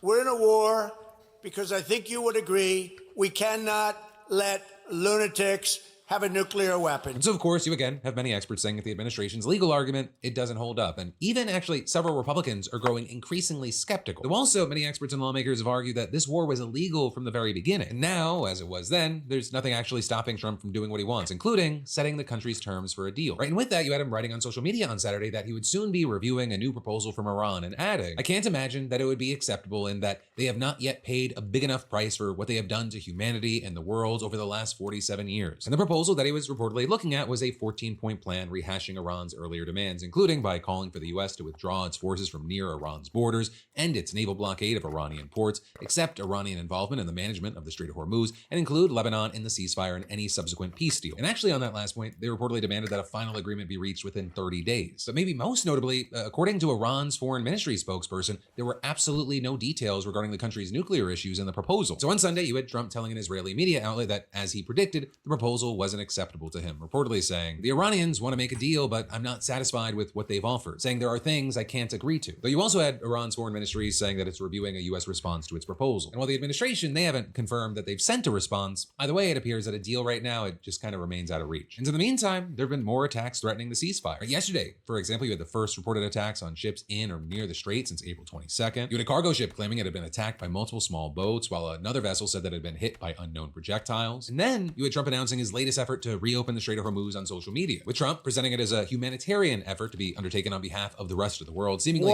including nations that he's previously criticized for not doing something about the strait themselves. But he claimed that countries from all over the world, which he described as neutral and innocent bystanders that had done nothing wrong, had asked the U.S. for help, writing, "For the good of Iran, the Middle East, and the United States, we have told these countries that we will guide their ships safely out of these restricted waterways so they can freely and ably get on with their business." And he said that this process, dubbed Project Freedom, would begin Monday morning Middle East time, which is not a time zone. But you get what he was going for, maybe. And he also claimed that his representatives were having very positive discussions with Iran before finally adding, "If in any way this humanitarian process is interfered with, that interference will unfortunately have to be dealt with forcefully." And with that, you also had U.S. Central Command saying in a statement that its forces would begin supporting Project Freedom, and adding, "U.S. military support to Project Freedom will include guided missile destroyers, over 100 land and sea-based aircraft, multi-domain unmanned platforms, and 15,000 service members." But also with this, very notably, the military reportedly will not actually be escorting ships through the strait. That is, at least for now. CENTCOM Commander Admiral Brad Cooper did reportedly present a plan for that last week, but then, at the very last minute, Trump opted for a more cautious approach, which will instead have the military advising ships on how to avoid mines while passing through the strait and standing ready to intervene if Iran attacks them. And so with that, you had one administration official telling Axios that the rules of engagement for American forces in the region, they've changed, with troops now authorized to strike immediate threats against ships that cross the strait, including IRGC fast boats or Iranian missile positions. And then you had another official reportedly telling the outlet that Trump decided on this option after becoming fed up with the no deal, no war stalemate in Iran, saying, "The president wants action. He doesn't want to sit still. He wants pressure. He wants a deal." And you also had a source described as being close to the president claiming this is the beginning of a process that could lead to a confrontation with the Iranians. Right, and saying that this so-called humanitarian mission to free ships stranded in the strait means if the Iranians do something, they will be the bad guys and we will have the legitimacy to act. Which could also honestly kind of make it sound like these civilian-run commercial vessels are being used as bait. Because even as the U.S. military, they've been hesitant to enter the strait, the U.S.-led Joint Maritime Information Center, they reportedly advised commercial ships today to cross the waterway while sticking in the territorial waters of Oman, right, saying it had set up an enhanced security area. And you have the organization also warning ships to stay away from the usual shipping lanes, which, quote, should be considered extremely hazardous due to the presence of mines that have not been fully surveyed and mitigated. But also, understand, it may ultimately be hazardous almost anywhere as Iran responds. Or you have one senior official claiming that any interference in the strait would be seen as a ceasefire violation. And you had the IRGC Navy issuing a new map of the Strait of Hormuz, which it said showed the area under its control, with also a top military commander telling commercial ships and oil tankers not to pass through without coordinating with Iran's armed forces, and adding, "We warn that any foreign armed force, especially the aggressive U.S. military, if they intend to approach or enter the Strait of Hormuz, will be targeted and attacked." Right, and then with all this, early today, you had the Iranian government claiming to have stopped a U.S. destroyer from entering the strait, with a semi-official Iranian news agency even reporting that 2 missiles hit a U.S. ships sailing through the strait after ignoring a warning from Iran's Navy, though then Iranian outlets later claimed that the military had only fired warning shots against U.S. ships that had attempted to approach the strait. And then also you had CENTCOM firmly denying that any American naval vessels had been struck. And even later reporting that U.S. Navy guided missile destroyers were actually operating in the Persian Gulf after transiting the Strait of Hormuz and dadding. As a first step, 2 U.S. flagged merchant vessels have successfully transited through the Strait of Hormuz and are safely headed on their journey. Now, Iran responded by issuing a statement claiming that no commercial vessels or tankers have traversed the waterway over the past few hours, saying claims by U.S. officials are baseless and complete lies. But whatever the case may be there, it now appears that Iran's following through on their threats with new attacks on ships in the strait and energy facilities in the region. Right? CENTCOM, for example, saying that the Navy had shot down Iranian cruise missiles and drones fired at ships and commercial vessels in the strait. Also reporting that Army helicopters destroyed 6 Iranian military speedboats that had threatened the vessels. You also had the UAE issuing its first missile alert since the ceasefire began. Right? Saying that it downed 3 missiles fired from Iran over its territorial waters, with a 4th one crashing into the sea. In the country's largest port and oil storage area, it was reportedly attacked by an Iranian drone, sparking a major fire. With the foreign ministry then issuing a statement saying they reserve the right to respond to Iranian attacks. Also, you had Oman State News Agency reporting that a residential building housing company employees was targeted in an attack. And you even had a South Korean cargo ship catching fire after an explosion in the news. So that one might have actually been an accident, with authorities saying that the blast originated on the port side of the ship's engine room. But that said, it still led to Trump writing on social media, perhaps it's time for South Korea to come and join the mission. So ultimately, at least for now, this kind of appears to be the most intense exchange of fire that we've seen since the ceasefire began. And so as a result, oil and gas prices are likely to keep rising. Right, and for now, we're gonna have to wait to see if any of this changes anything for either side. Or does it lead to a deal? Does it just lead to more continued fighting? What's going to happen? Though also, right, with the other ceasefire connected to this whole situation, or the one between Israel and Lebanon, the fighting's never really stopped. In fact, you have many experts saying that Israel's doing what it did to Gaza, to southern Lebanon, continuing to order evacuations, occupying the territory, and destroying homes and buildings while continuing to launch new strikes with massive loss of life. So you have the Israeli military claiming that they're just targeting infrastructure and positions belonging to Hezbollah, which according to the Israeli military has launched hundreds of drones, rockets, and anti-tank missiles at Israel and has killed at least 17 Israeli soldiers since early March. Though then on the other side, just since last Thursday, Israeli strikes have killed 77 in Lebanon, according to the country's health ministry, with a total death toll now being around 2,700. And as many European countries have somewhat spoken out against Israel, there are also those who think that Netanyahu may be emboldened by the unflinching support from the United States, especially under Trump, who many see as a president who finally listened to Netanyahu's arguments for starting a war with Iran. Arguments they now have Obama telling the New Yorker that he also heard when he was in the Oval Office. And now you're also seeing more and more people on the right leaning into this idea that Trump basically got tricked into launching the war by Israel. Or with, for example, Tucker Carlson giving an interview to the New York Times in which he claimed that Trump is being held hostage by Netanyahu and had no choice in starting the war. And in this, he described a conversation that he supposedly had with Trump shortly before the war began, in which the president said, he said, it's going to be all right. And he said, do you know how I know that? And I said, no. He said, because it always is. You had Tucker stressing, albeit without getting into details, that most of the pressure for war, it came from outside of the White House and that people on the inside were just too cowardly to resist it. In fact, in one of the wackier, we'll call it, moments of the interview, he said that Trump turns people into cowards with his supernatural powers. And there is a kind of quality that he has that's spellbinding, and I think it probably literally is a spell. And the effect is to weaken people around him and make them more compliant and more confused. And I've experienced this myself. You spend a day with Trump and sort of like you're in this kind of dreamland. It's like smoking hash or something. It's interesting, very interesting.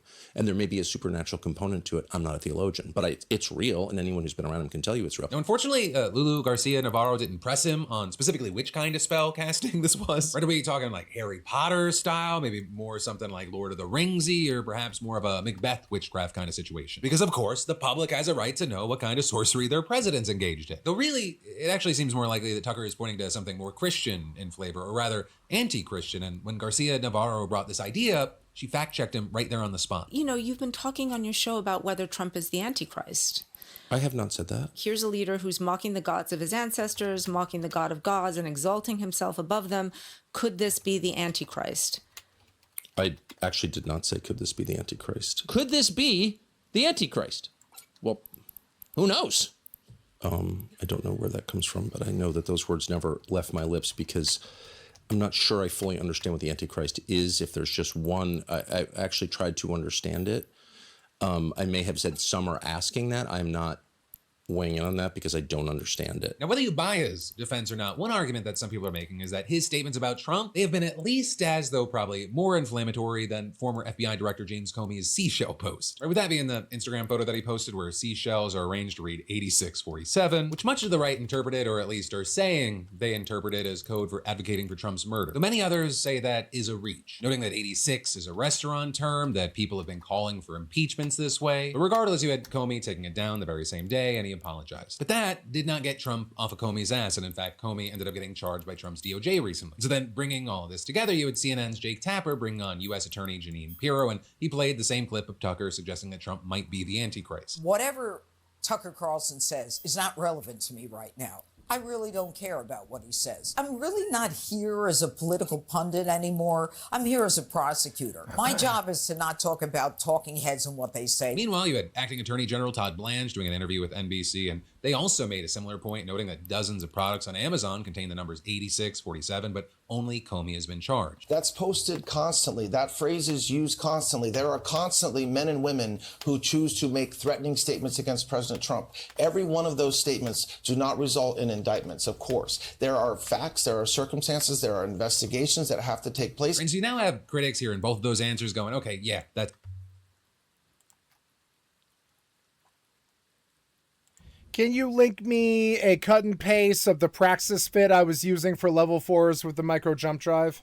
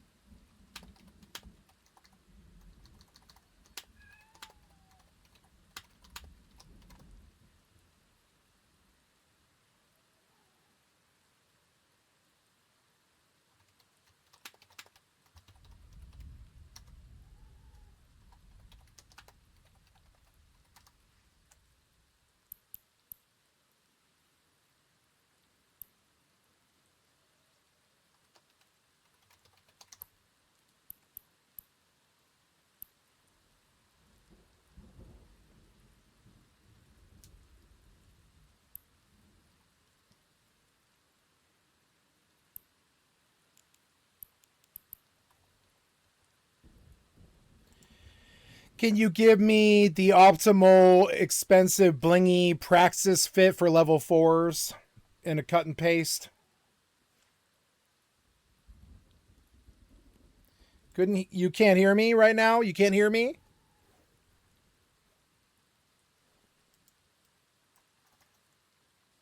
Can you give me a blingy level 4 Praxis fit for EVE Online?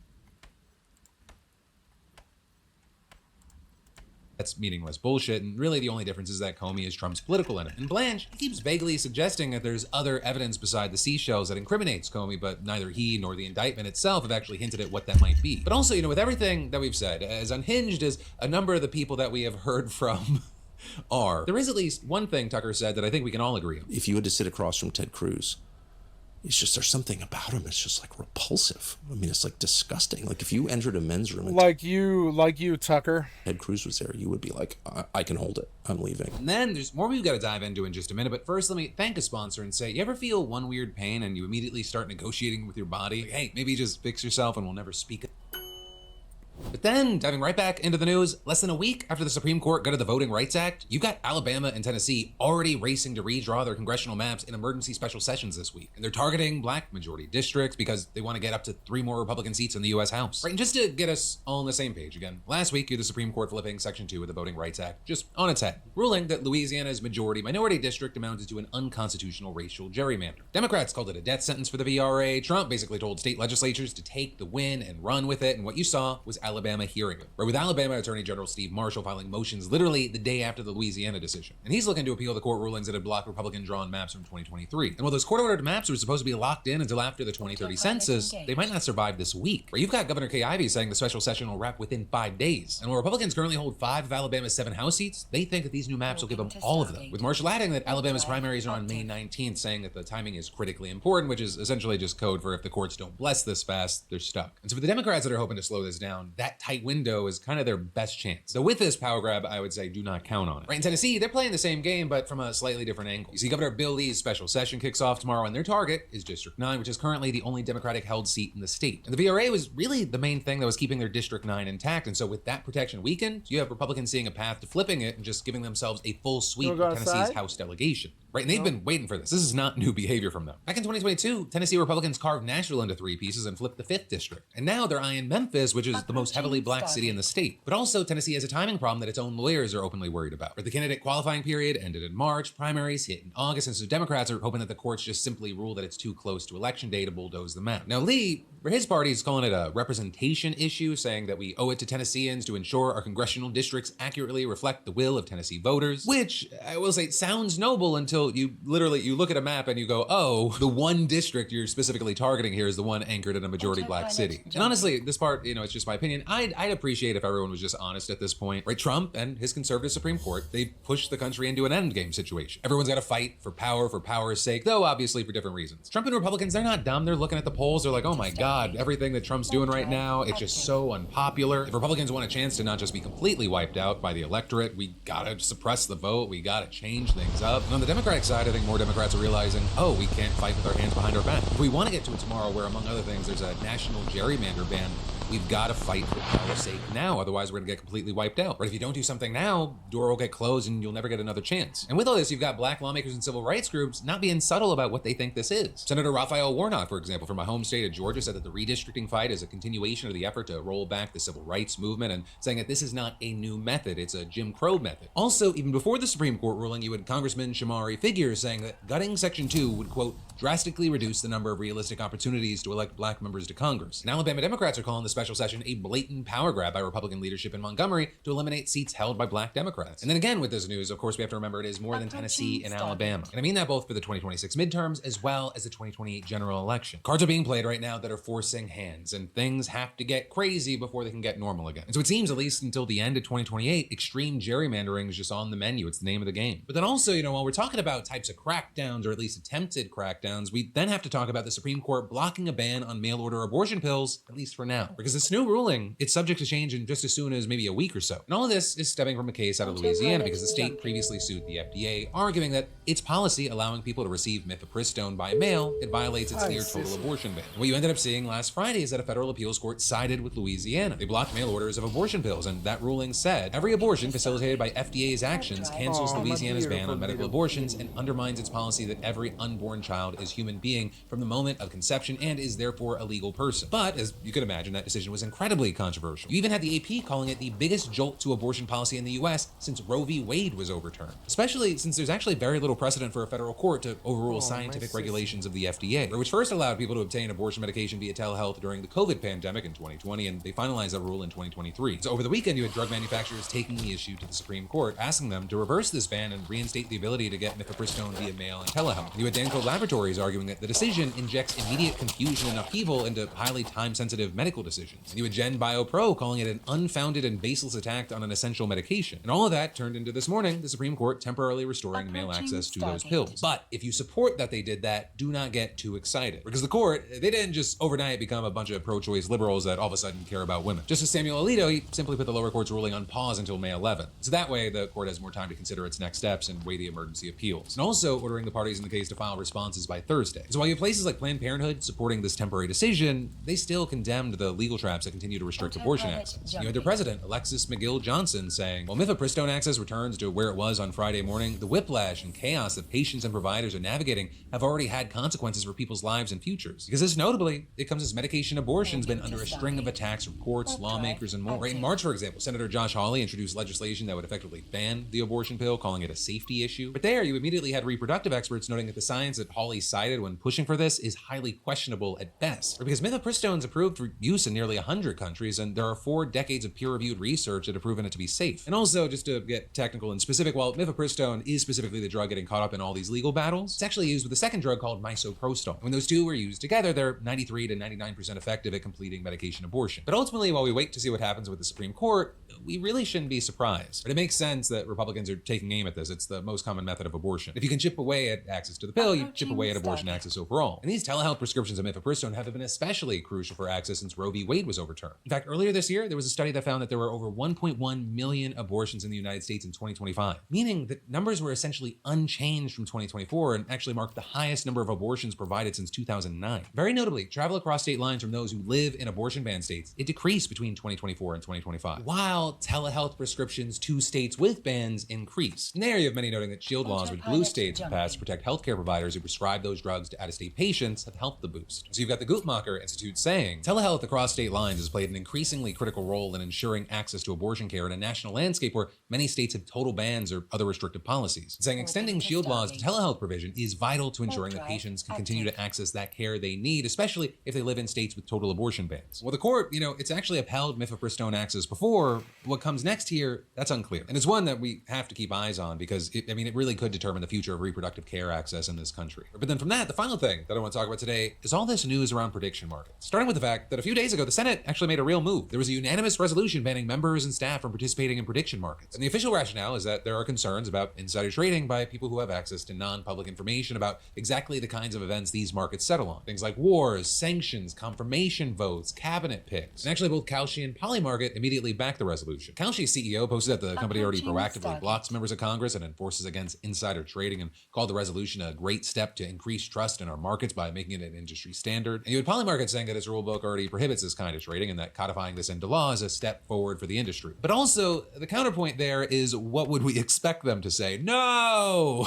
We want insider trading and to be shut down and for people to not trust and use their money on us. But also, here's the deal. There is a 52% problem. Right, and that's something we learned about thanks to last week's report from the Anti-Corruption Data Collective. Because you see, they look specifically at long shot bets on Polymarket, wagers $2,500 or more placed at odds below 35%. And across the platform, those long shots, they paid off around 14% of the time, roughly what you'd expect from long shots. But get this, on political markets, the long shot success rate jumped to 25%, and on bets tied to military or defense-related events specifically, the success rate was 52%. And so you had experts who reviewed the data saying a 52% hit rate on long odds defense bets, it's essentially statistically impossible without insider trading. And you don't even have to just rely on the statistics. Earlier this year, you had a U.S. Special Forces soldier indicted for allegedly using insider information about the capture of Nicolas Maduro to win roughly $400,000 on Polymarket. And among other things, there was also a string of suspicious betting patterns around events in the Iran war that multiple news outlets flagged. And so the Senate's self-imposed ban, it handles at most maybe the most visible end of all this, right? Members of Congress and their staff. But the data suggests that the actual leaks somewhere kind of, let's say, broader. Think the executive branch, intelligence community, the military, and at this point, anyone in those orbits who knows somebody with a Polymarket account. And so in the meantime, you've got Kalshi, right, the U.S. regulated prediction market. They're trying to get ahead of the next wave of pressure. Just this morning, you had the company announcing a series of new measures aimed at keeping minors off the platform. And while anyone under 18, they're technically already banned, you had Kalshi acknowledging that some kids, they've been getting around age verification by using their parents, siblings, or other relatives' IDs. And so the new rollout, it includes Face ID by default for users with the feature enabled, selfie-based document verification, two-factor authentication prompts, and a new feature that lets users check whether someone else is logged in with their ID. You have their blog post explicitly referencing a bipartisan bill from Senators Kirsten Gillibrand and Dave McCormick that would ban federally elected politicians from prediction markets, beef up age verification, and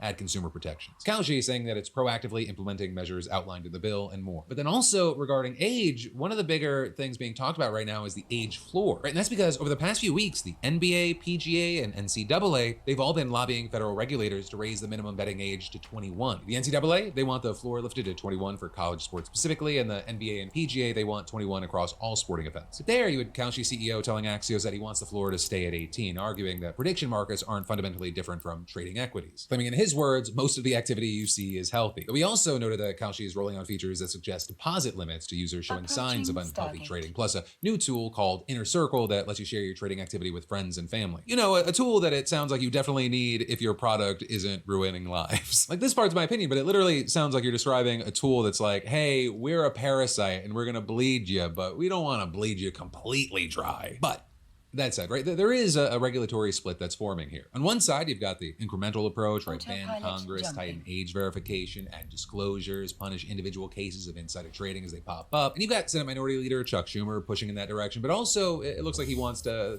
kind of cast a wider net. He's calling on the House to pass its own ban and on the White House to sign a sweeping federal prohibition that would cover every government official, staffer, and employee in the executive branch. And he singled out the West Wing specifically as a glaring conflict of interest. You also have Republicans in both chambers co-sponsoring various bills bills that would at least stop federal officials from trading on insider information or betting on political events. But then also on the other side, you've got Senator Chris Murphy, right, who's basically arguing that the incremental approach, it can't work in principle. And so his bill, it would ban entire categories of bets, like wagers on government actions, terrorism, war, assassinations, or any event where someone could plausibly know or control the outcome. And his argument is, hey, staff has inside information. Oh, did they launch the Steam controller? I want one.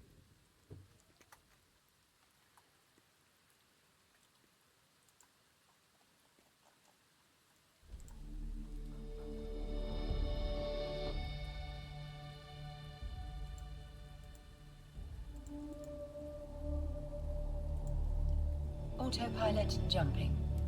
They're selling Star Wars Outlaws for $17.50.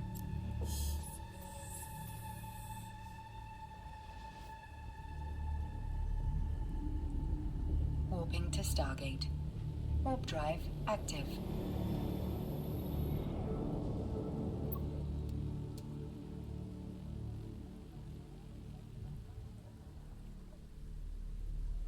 Black Flag resynced.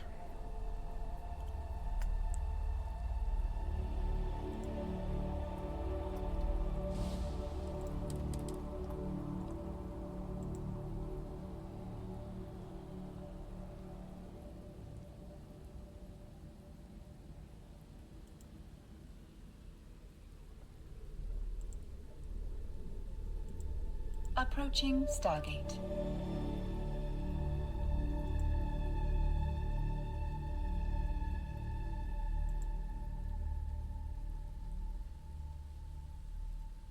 They want $60 for RDR2, which is insane. White House staff has more inside information, their friends have it, their friends' friends have it, and so in his words, you can't fix this problem by banning people from trading. You can only fix this problem by banning the markets to begin with. That, my friends, you beautiful bastards, is the end of your Monday Philip DeFranco show, though I'll end on two quick things. One, of course, yes, this is a news show, but it's also a conversation, so anything that stood out to you today that you want to dive into, leave some comments down below. And two, remember, I'd love to see you in person. Go get your tickets at crashingouttour.com. But no matter what you do, let me just say thank you for watching. I love yo faces, and I'll see you right back here tomorrow.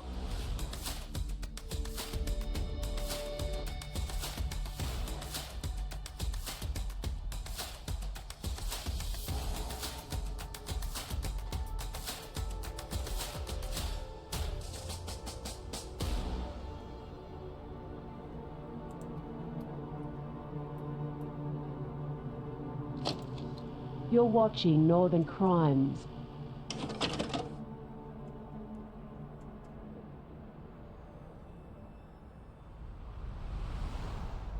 October 4th, 1996, Mount Rainier National Park, Washington. Approaching Stargate. You're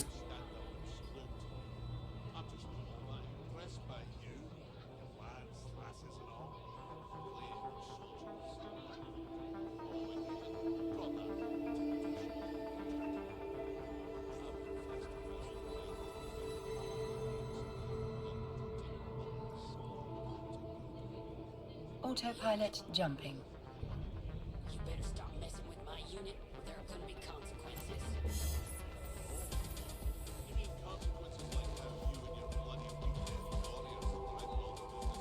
Warping to Stargate. Warp drive active. You'd rather go back to the days when this place was raided. You're talking to your faces. You're back. Are you? Really? Either the red map. Anyway, why? I wouldn't expect you to. I'm glad. Also, You're right. Once you're on, come home safe. You always were the salt. Oh, go to hell. Your looks. Next time you get drunk, try picking a fight with someone who isn't carrying a firearm. Don't know if it was You still wasn't.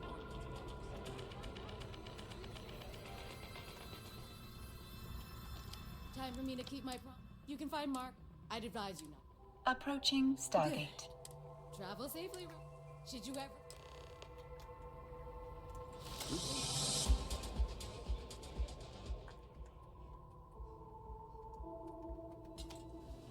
I don't get paid to be nice.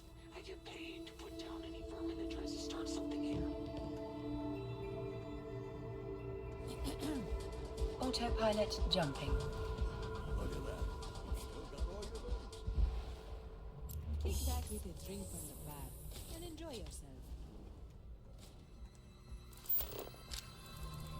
Warping to Stargate. Warp drive active.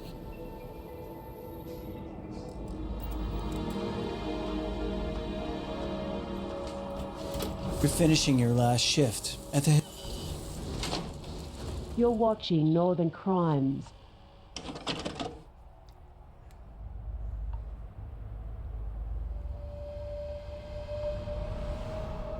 October 4th, 1996, Mount Rainier National Park, Washington. You're finishing your last shift at the historic Paradise Inn.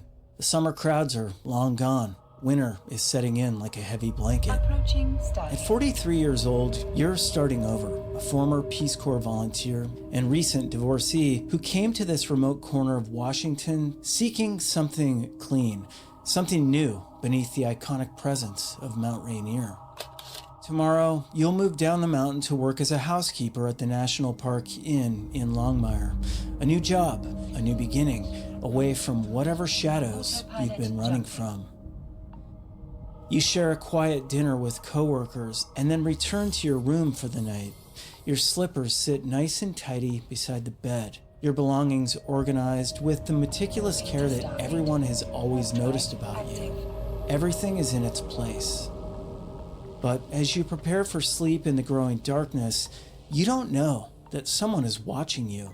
Someone knows your routines, your fears, your desperate need to stay hidden. By Sunday morning, your bed will remain unslept in, and you'll have vanished into the mountain wilderness that was supposed to be your sanctuary. Because in Mount Rainier National Park, the terrain is built for disappearances, but eventually the snow melts and the past resurfaces. This is Northern Crimes. This is Northern Crimes. I watched a lot of Northern Crimes today. Today, I woke up at like 3 in the morning because I went to bed at like 8 or something. I was so tired and like fucking drunk. And I woke up at 3 in the morning and I watched like 5 hours of Northern Crimes, but I fell asleep for the last 2.5 hours of it or something. I'm into Northern Crimes. I think he's actually very good.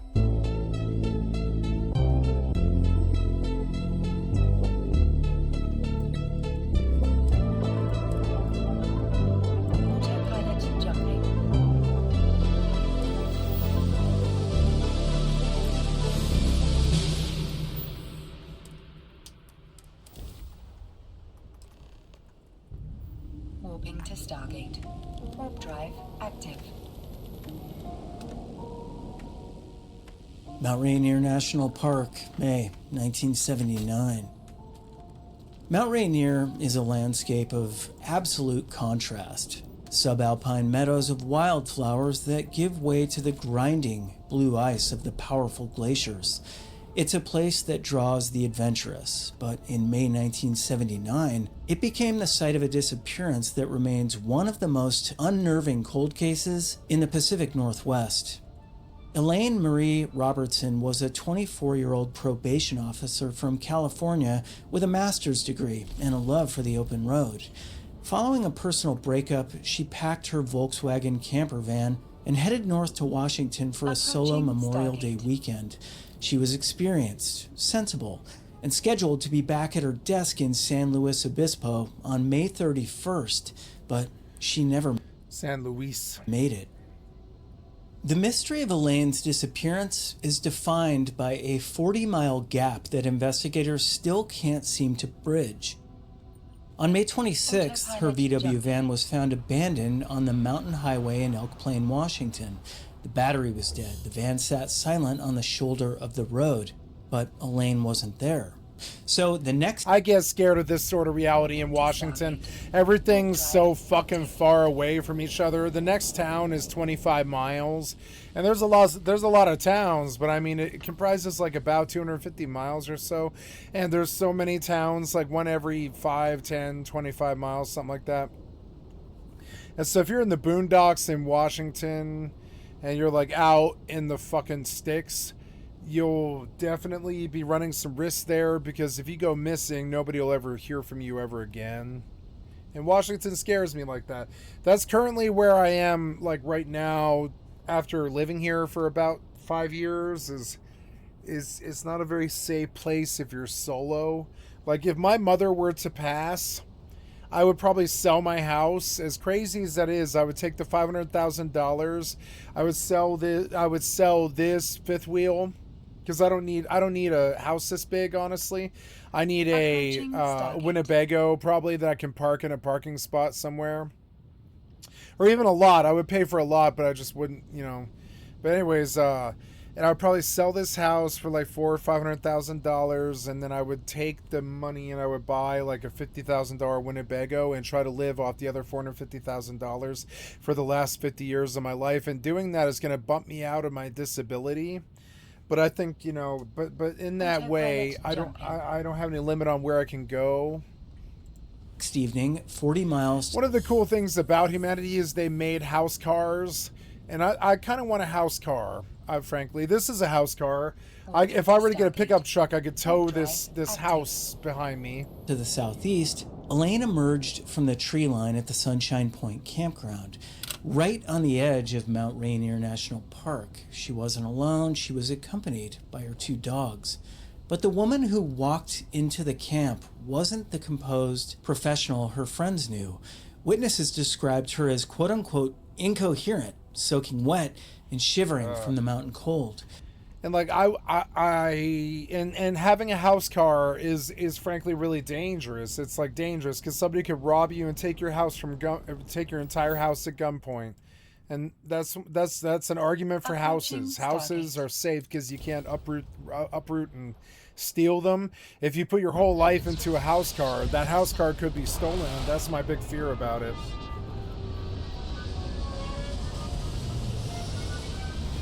I'm at this place now where I keep thinking I'm gonna need 50 years. I'm gonna need some place to go for 50 years, and I think it's here, like my house where I live. I think I will need to be proactive about it. Like I might have to take some friends on in a business, but I probably will. My mother's too scared to do it. She's too much of a doubting Thomas, but I'm not.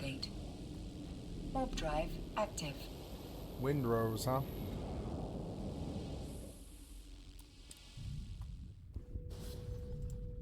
Two kind-hearted campers gave her some food, Ooh, Windrose, huh? If he's on in his game, I want to go to desktop and go join him. I don't want to play with him. I just want to dump stuff in his boxes.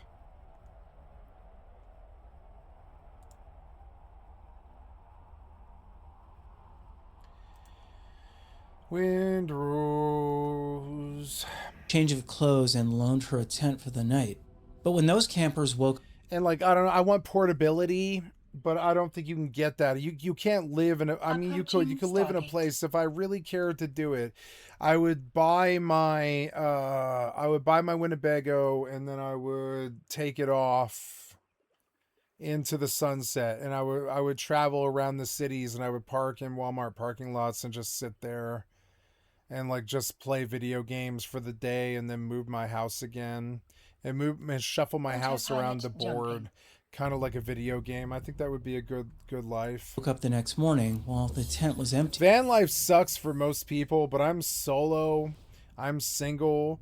I don't really ever want to be around human beings ever again. I think it's actually a fitting life for somebody like me.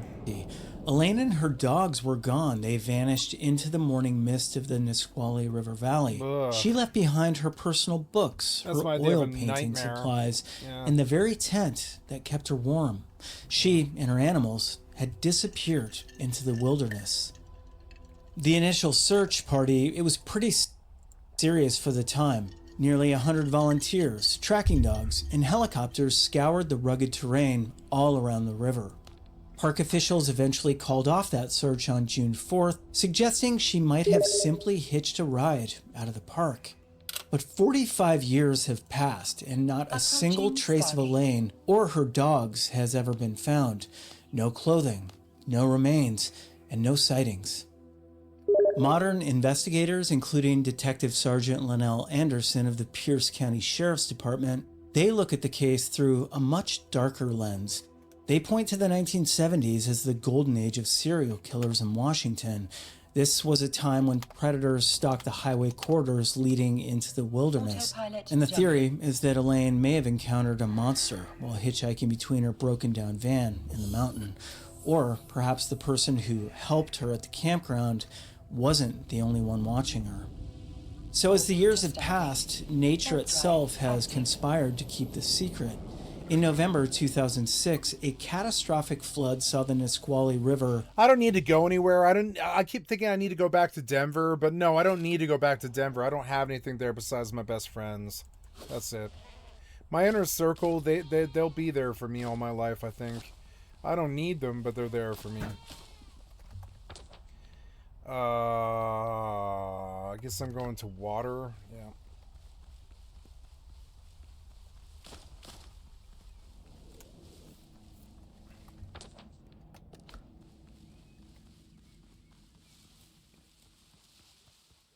Approaching Stargate. Reclaim the Sunshine Point campground. It's gone now. 18 inches of rain washed the entire site away, basically destroying the last physical crime scene where Elaine was seen alive. Today, the case of Elaine Marie Robertson is a race against time. The witnesses from 1979 are aging, and the forest has grown over the trails she once walked. Investigators are still holding out for that one minor detail. Someone who saw a woman and two dogs on the road 40 years ago that might finally provide a map to where Elaine's journey truly ended. Orbing to Stargate. Warp drive active.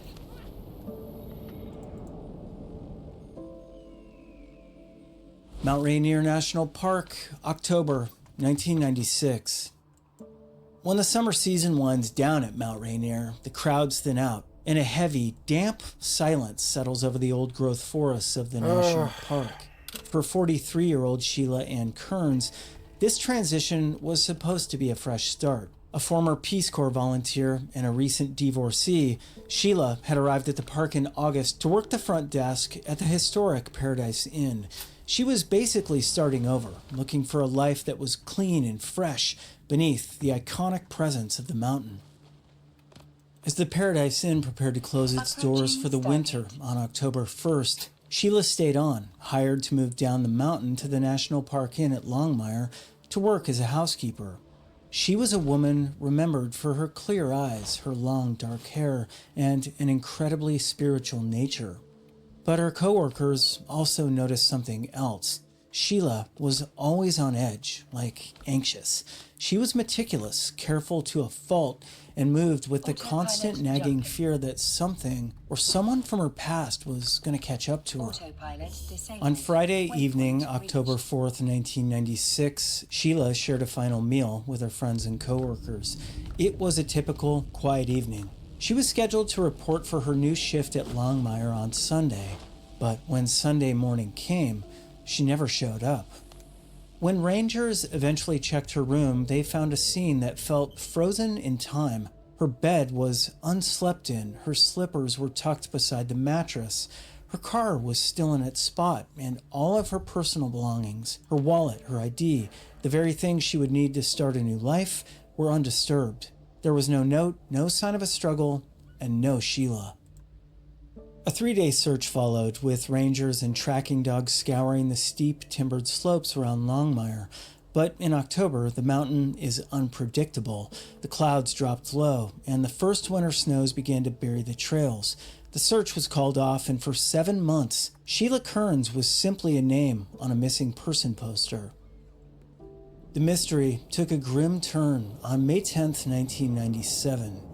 A volunteer setting up a navigation course near the old Longmire campground spotted something in the brush. It was Sheila's remains, scattered over about a 300-yard area, less than a mile from where she was supposed to be working. The discovery forced the National Park Service and the FBI to reconsider everything. Initially, some wondered if she'd been a victim of a cougar attack, the kind of sudden violent encounter that can happen in the Rainier backcountry. But the forensic evidence didn't fit. Sheila was incredibly careful. She wasn't the type to wander off trail in the dark, especially given her palpable fear of being followed. By March 1998, federal authorities made it official. Sheila's death was being investigated as a homicide. They believed she'd been abducted, plucked from the safety of the park's employee housing by someone who knew her movements. The FBI sent a number of items of evidence to their lab in D.C., and while they interviewed numerous suspects, every lead eventually withered. Today, the case of Sheila Kearns remains one of the most haunting shadows over Mount Rainier. For the people who worked with her, the area around Longmire hasn't felt the same since 1996. They speak of a sinister aura that lingers near the old campground, a feeling that the mountain is holding on to some dark secret. Sheila's mother, Olive, passed away without ever knowing who took her daughter. The FBI still offers a $20,000 reward for the missing piece of the puzzle. That one person from Sheila's past on her final days who knows exactly what happened after she stepped out of her room that Friday night. Until then, Sheila remains the housekeeper of Longmire, a woman who came to the mountain to escape her past, only to find that some shadows are long enough to reach even the highest peaks. Docking request accepted.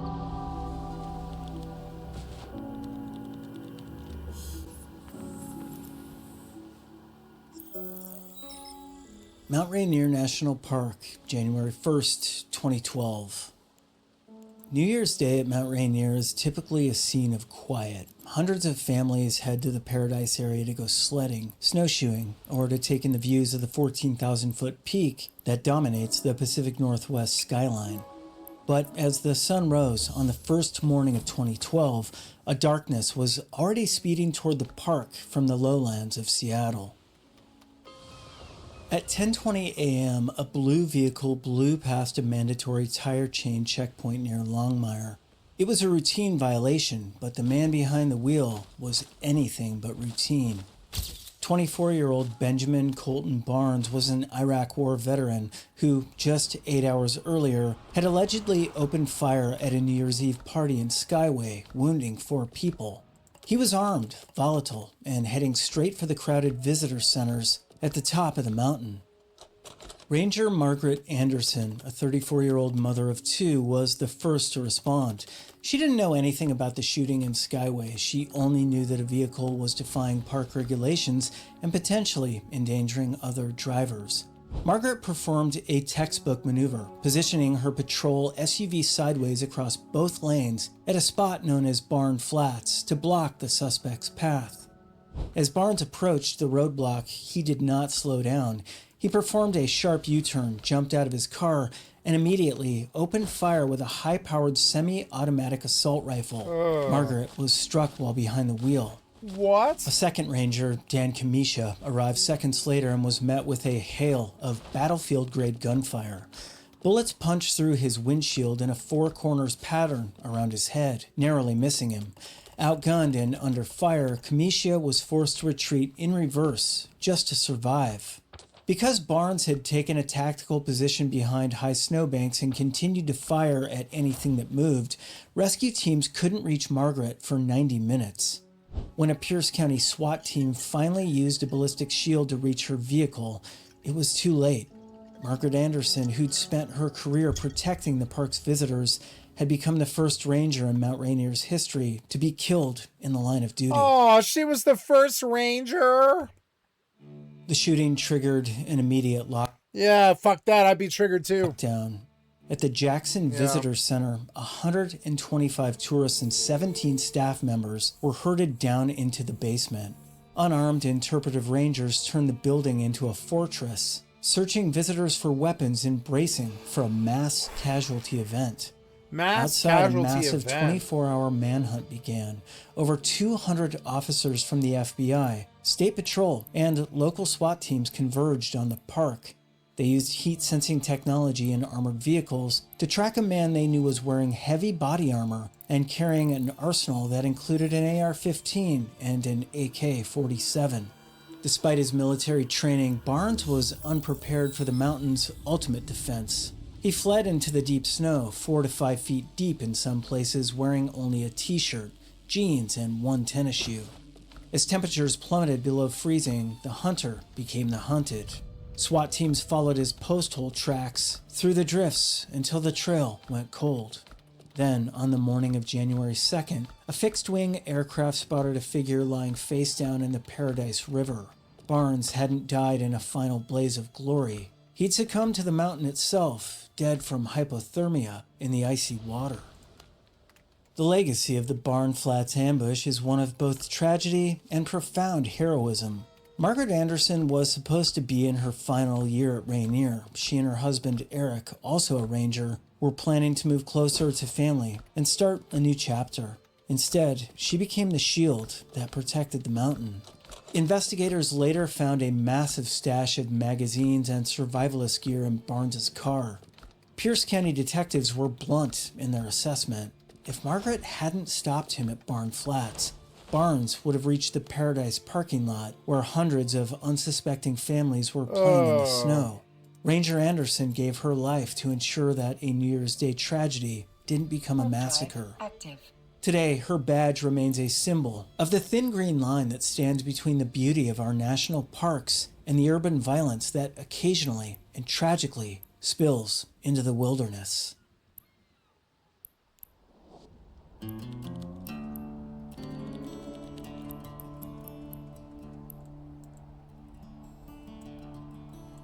Mount Rainier National Park, November 2020. The mountain is a place of life and death, but rarely does it offer a second chance as dramatic as the one given to Michael Lipinski.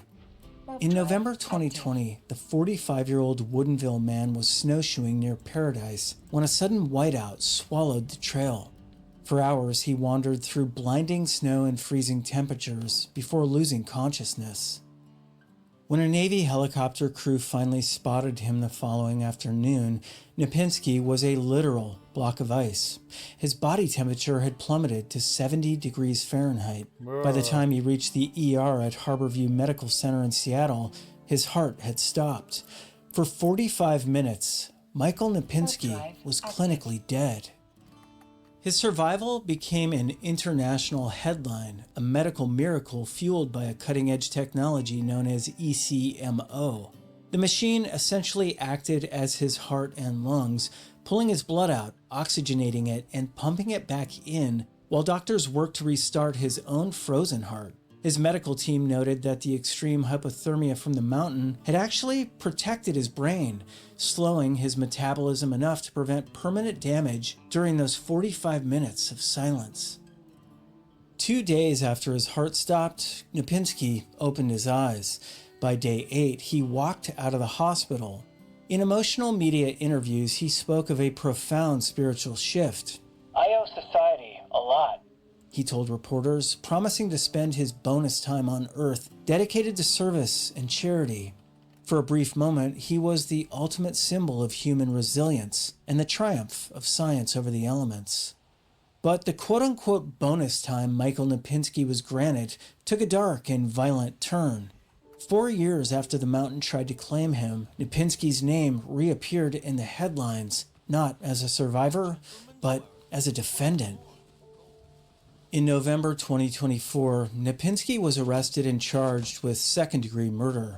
The high-profile Miracle Man was accused of a cold-blooded execution in a Safeway parking lot in Bothell, Washington. Prosecutors alleged that Lipinski arranged a meeting to buy $1,900 worth of methamphetamine and fentanyl. According to court documents, the victim entered Lipinski's SUV where he was shot to death. Lipinski then allegedly dumped the man's body in the middle of the parking lot and fled. The investigation took a final damning turn when Lipinski's roommate told police that Lipinski had confessed to the killing, reportedly stating, I shot him. I did it. Prosecutors, arguing that Lipinski poses a significant danger to the community, pointed out the chilling irony.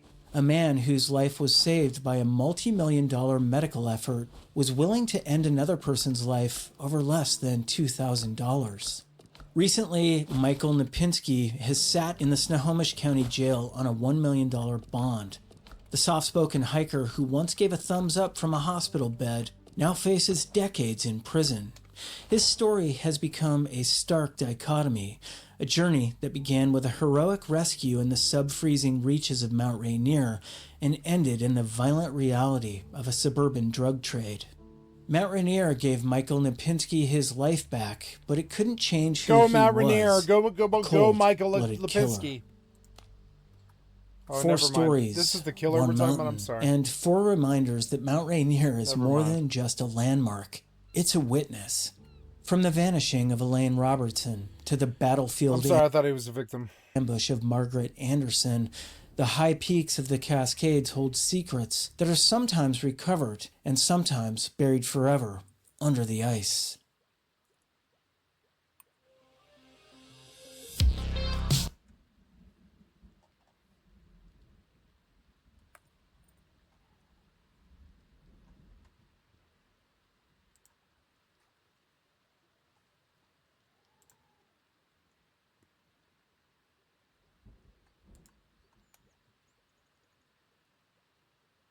We have to talk about how Tucker Carlson just got exposed on Trump. Ugh.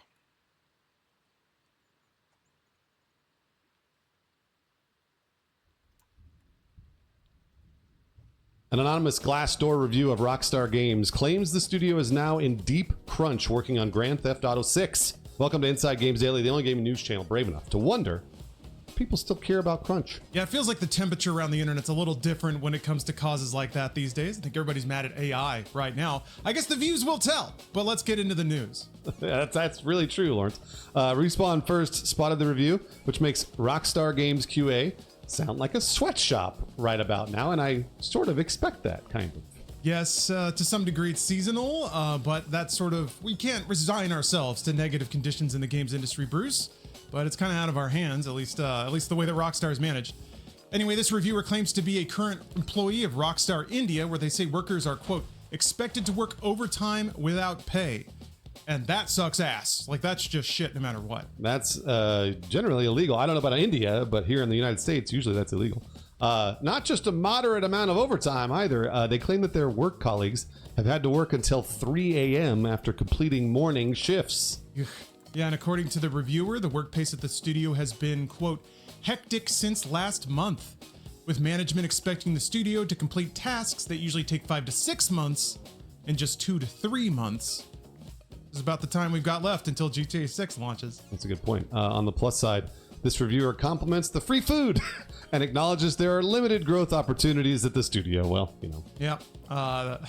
Hey, welcome to working as a shit adult. Yeah.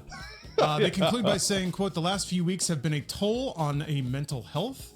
They ask for leniency and remind management that, quote, we are humans too. That's true. This all sounds awful, but we owe y'all some due diligence disclaimers here. Glassdoor reviews are anonymously submitted and not validated by the service. You really don't have to prove you're a current or former employee to submit a review.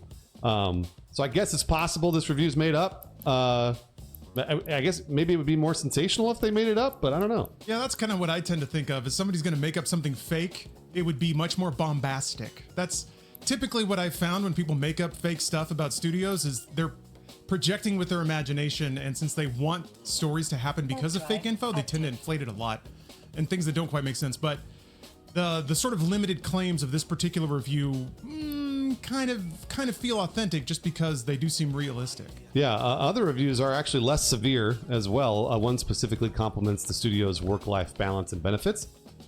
Though it's from about a month ago, which is when the most current review said the workload changed, because now we're getting into crunch time, where possibly the game needs to be released in November. Yeah, perhaps it was fine before, and suddenly, as of a month ago, it's gotten terrible. Another review from 2 months ago is specifically titled, quote, great work-life balance. Although we can't read that one because Glassdoor requires us to post a review first for access. Yeah, super weird. We don't work at Rockstar Games, but I would like to read it, Glassdoor. Fucking tech, man. Hate it. What the? That's maybe the worst policy I've ever heard. What the hell? All right, so here's one from December 2025 that says Rockstar India has, quote, the best work-life balance you'll see in this company. Okay, well, that's something. Yeah, so there's some contradicting reports, but again, all of this kind of lands before the window that this particular review says that it got really bad. And I scroll back even further just to get kind of a sense of what Rockstar India employees were complaining about or lauding. And over the past year, it seems that Rockstar India employees tend to complain more about toxic management structures that intentionally underpay all employees due to the prestige of working at Rockstar and on something like Grand Theft Auto 6. I've heard similar complaints from a lot of popular developers and publishers, Blizzard Entertainment, for example. They underpay market rates. I'm excited for 6. I'm probably going to do the story mode first because it takes a while, 100 hours, 200 hours, and then I'm just going to devolve into a GTA 6 online player. Because they know people want to work for them for the prestige of working at that studio. Yep, this is a very common thing that I've experienced basically my entire career. And it sucks. It always sucks. It never doesn't suck. So, of course, this is not the first time Rockstar Games has been in the headlines for employee mistreatment. I'm sure you guys remember this. Yeah, this was fairly recent. Labor unions recently accused the studio of illegal union busting when they fired 31 employees for allegedly discussing confidential information on a Discord server late last year. The Independent Workers Union of Great Britain filed a wrongful dismissal case against Rockstar Games at the time, but that has yet to go to full trial. So, Yep. And going back from there, many instances over the past couple decades. Way back in 2010, if you remember this, a blog from Rockstar Spouse described a year-long stretch of 12-hour workdays, including Saturdays, while overtime and holiday time were cut from employee packages. yeah, and then in 2018, Jason Schreier published an expose highlighting the crunch conditions in the final months of Red Dead Redemption 2's development. Exactly the same thing. Yes, so it seems like we're going through the same cycle. I don't know. We've talked about this in the past. I am not quite as hardline about crunch as a lot of people are, or at least were when it was a much more common cause to champion on the internet. I do think that for some projects, especially if you're on a deadline and you have to get things done, sometimes you do got to put in over 8 hours a day. The critical thing being is that employees need to be compensated for their work. Typically, the air quotes right way in game development would be that developers would work their ass off for 6 months, ship a product, and then all take a month off or a month and a half. And then theoretically all get a share of the profits or at least overtime pay.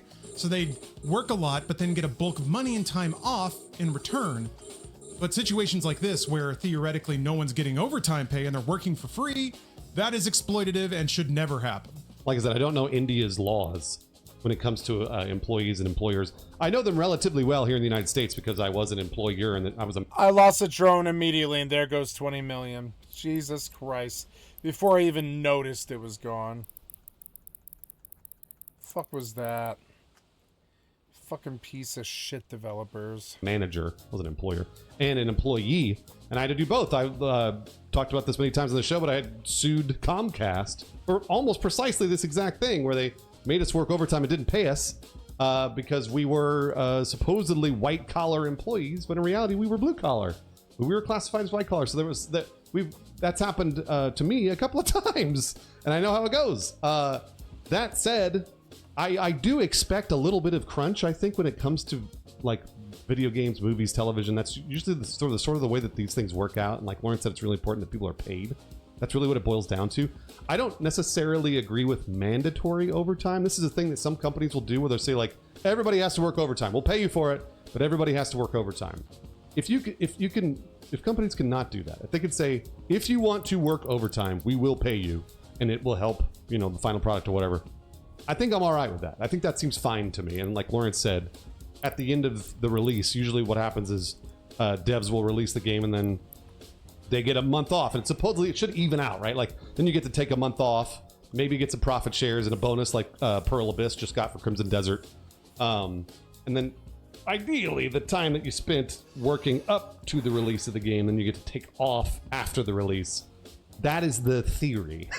That's not always the case.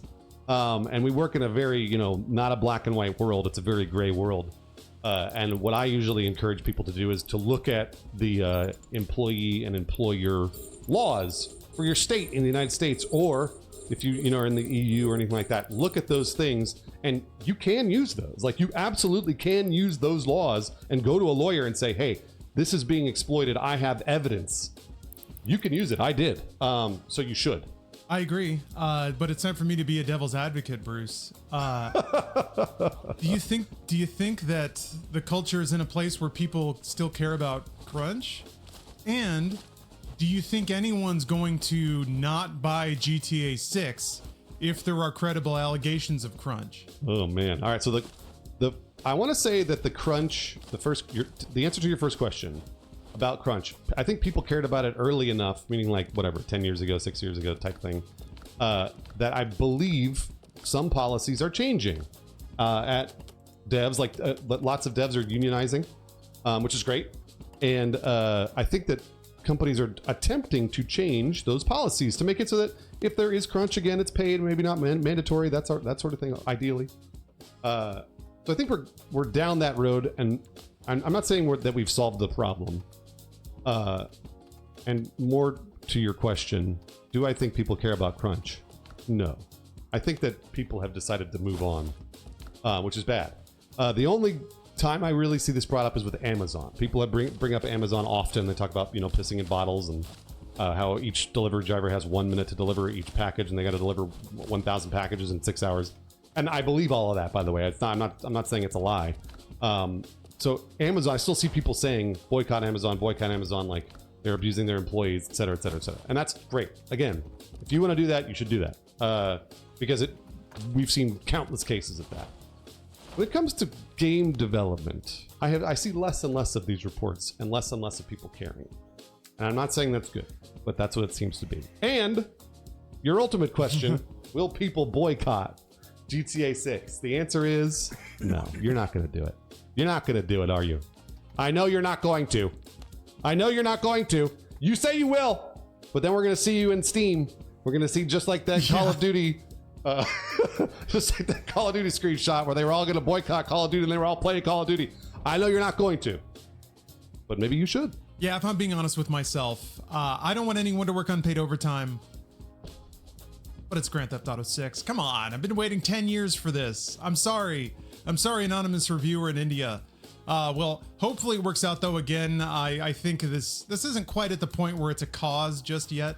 Because like we said, it's one anonymous review, but still it's not great, and Rockstar Games does not have a good reputation here. But they do make the best games in the world. Lawrence, I appreciate your honesty, because a lot of people in the comments are not going to be honest about this. Yeah, they're going to be mean. They're going to be really mean to me, and you kind of deserve it, right? That's one thing I've learned about saying things out loud, is that it's a lot of people just want to hear the nice thing. So I'm sorry I didn't say that, but I'm just too honest, just too brave.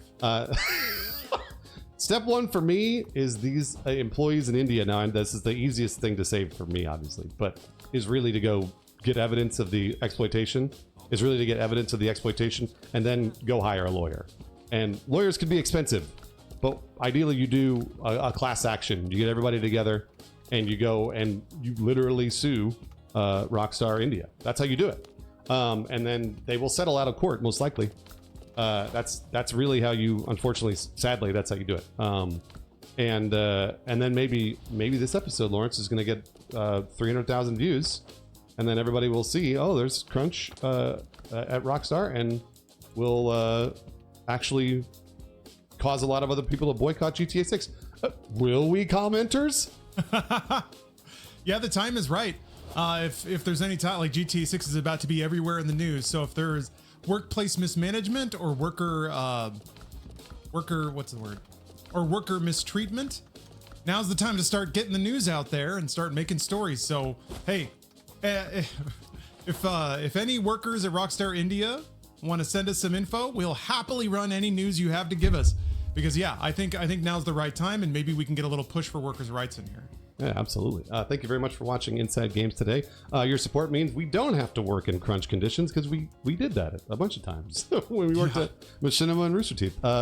Our dutiful editor Shuklin, he is crunching to get these episodes out quick. He cuts these things in like 3 hours, like sometimes less than that. The dude's a monster, so he is crunching to get these episodes out every single day. So make sure you say thank you to Shuklin in the comments. And we'd also appreciate it if you subscribed and recommended us to a friend.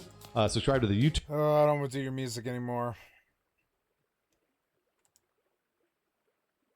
Hi. In the year 2000... An anonymous Glassdoor review of Rockstar Games claims the studio is now in deep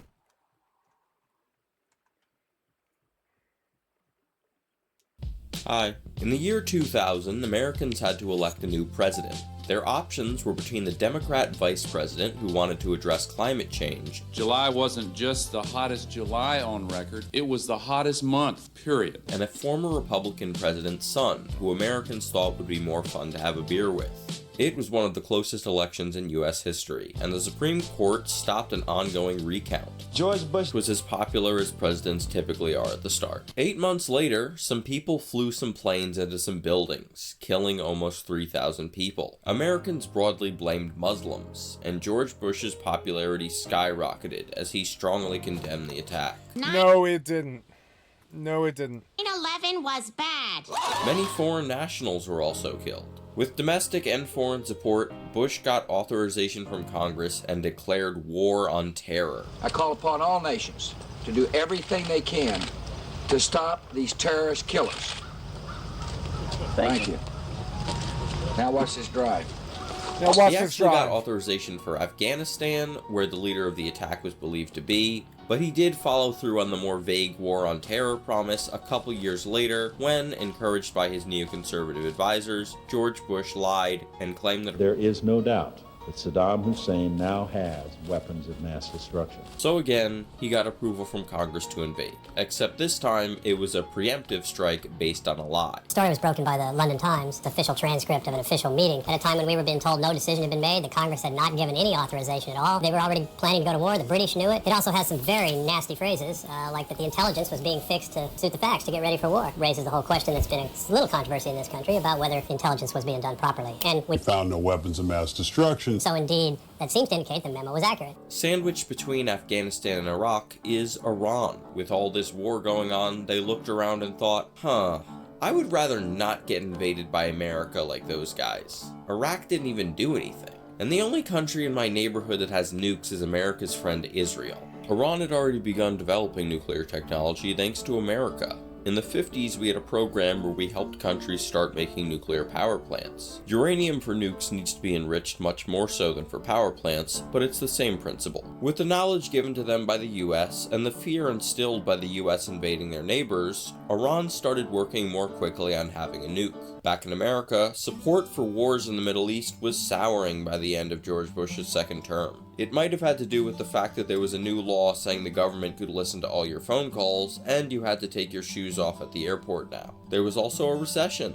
When a bad thing like a recession happens, people tend to blame the party in power. So the Republicans lost in favor of the Democrats. Surprisingly, the president to replace Bush was a young black senator. Despite being a Christian American, Obama had a Muslim middle name inherited from his Kenyan father. Republicans would often accentuate this name when referring to him to associate him with Muslims, who many still didn't trust after 9/11. Peel the bark off Barack Hussein Obama. A reality TV star, That would be me, Donald Trump, made his first big splash Donald in Trump. politics when he falsely claimed Obama wasn't a citizen and demanded he release his birth certificate. Somehow this is actually going to be incredibly relevant in just a bit, since Saddam Hussein, the guy who Bush lied about having weapons of mass destruction, was already killed during Bush's term. Obama ended the war in Iraq. But he increased our presence in Afghanistan to try to end that war quickly. Osama bin Laden, a man who enjoyed watching Naruto and playing the Nintendo DS, was believed to be behind 9/11 and was hiding in Pakistan, so the military raided and killed him. I should note that the CIA accidentally killed an American teenager in Yemen with a drone strike around this time, but killing Osama had much more impact on Obama's approval than the dead kid did. Or maybe they didn't do it by accident, since he was the son of an Al-Qaeda member they killed 2 weeks prior? I don't know, man. It'd be cool if we could just only do stuff in an actual emergency and with congressional approval. Anyway, with bin Laden dead, Obama began withdrawing troops from Afghanistan. While this was going on, the Syrian civil war started, and Obama promised that he would have to get involved if the Syrian government used chemical weapons. Then they used chemical weapons. But people were getting more and more fed up with Americans fighting in the Middle East, and Congress did not approve, so we did not go to war with Syria. The terrorist group ISIS had captured some parts of Iraq and Syria, so we did bomb inside Syria. However, this was not an attack on the government of Syria. I'm gonna go pee. I'll be right back. Oops. Oh, did we finally kill this? Yeah, go pick up my mobile tractor unit. And then dock. Yay. And while it does this, I will go pee.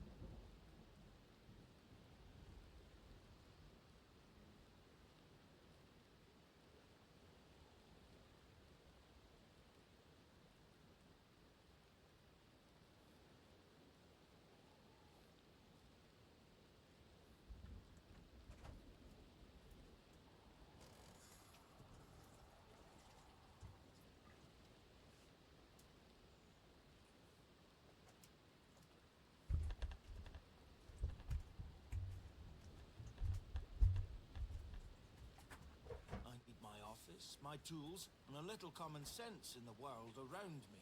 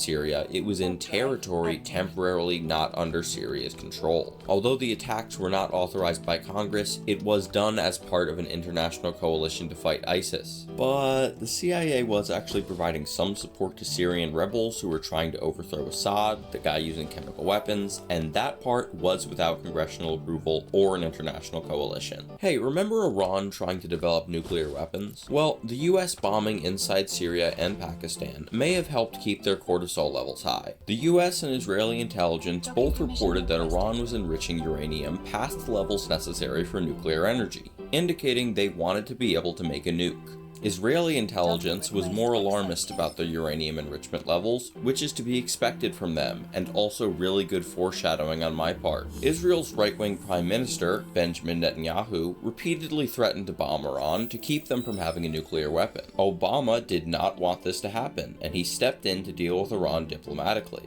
The US had more leverage than any other nation in the world, and for decades we had been putting sanctions on Iran. Basically, we were discouraging other countries from trading with them, which hurt their economy and global relations. Obama made a deal along with other allied nations. There would be international oversight in Iran to ensure that they did not develop a nuclear weapon, and in exchange, we dropped some sanctions we had on them. All our Western allies supported the agreement as a way to prevent nuclear proliferation without having to start yet another war in the Middle Middle East. Even Russia and China were on board. However, some allies in the region did oppose it, most notably Israel. Iran could get to the bomb by violating the deal. Iran could get to the bomb by keeping the deal, because virtually all the restrictions on Iran's nuclear program will automatically expire in about a decade.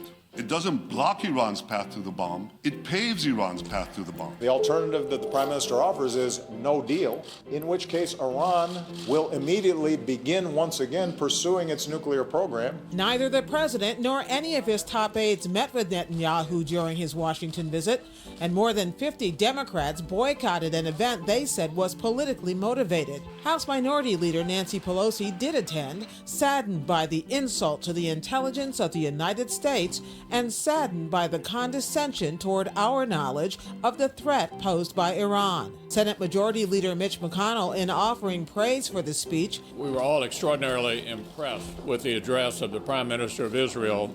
No country understands better the threat that a nuclear-armed Iran presents than the Israelis. In 2016, the reality TV star who popularized the lie that Obama wasn't American was elected president by the party who sided with Israel in not wanting to make a deal with Iran. One focus of his campaign was a criticism of the US's wars in the Middle East, claiming that he was always against them. But that was a lie. He supported the invasions at the time, just like most Americans did. Are you for invading Iraq?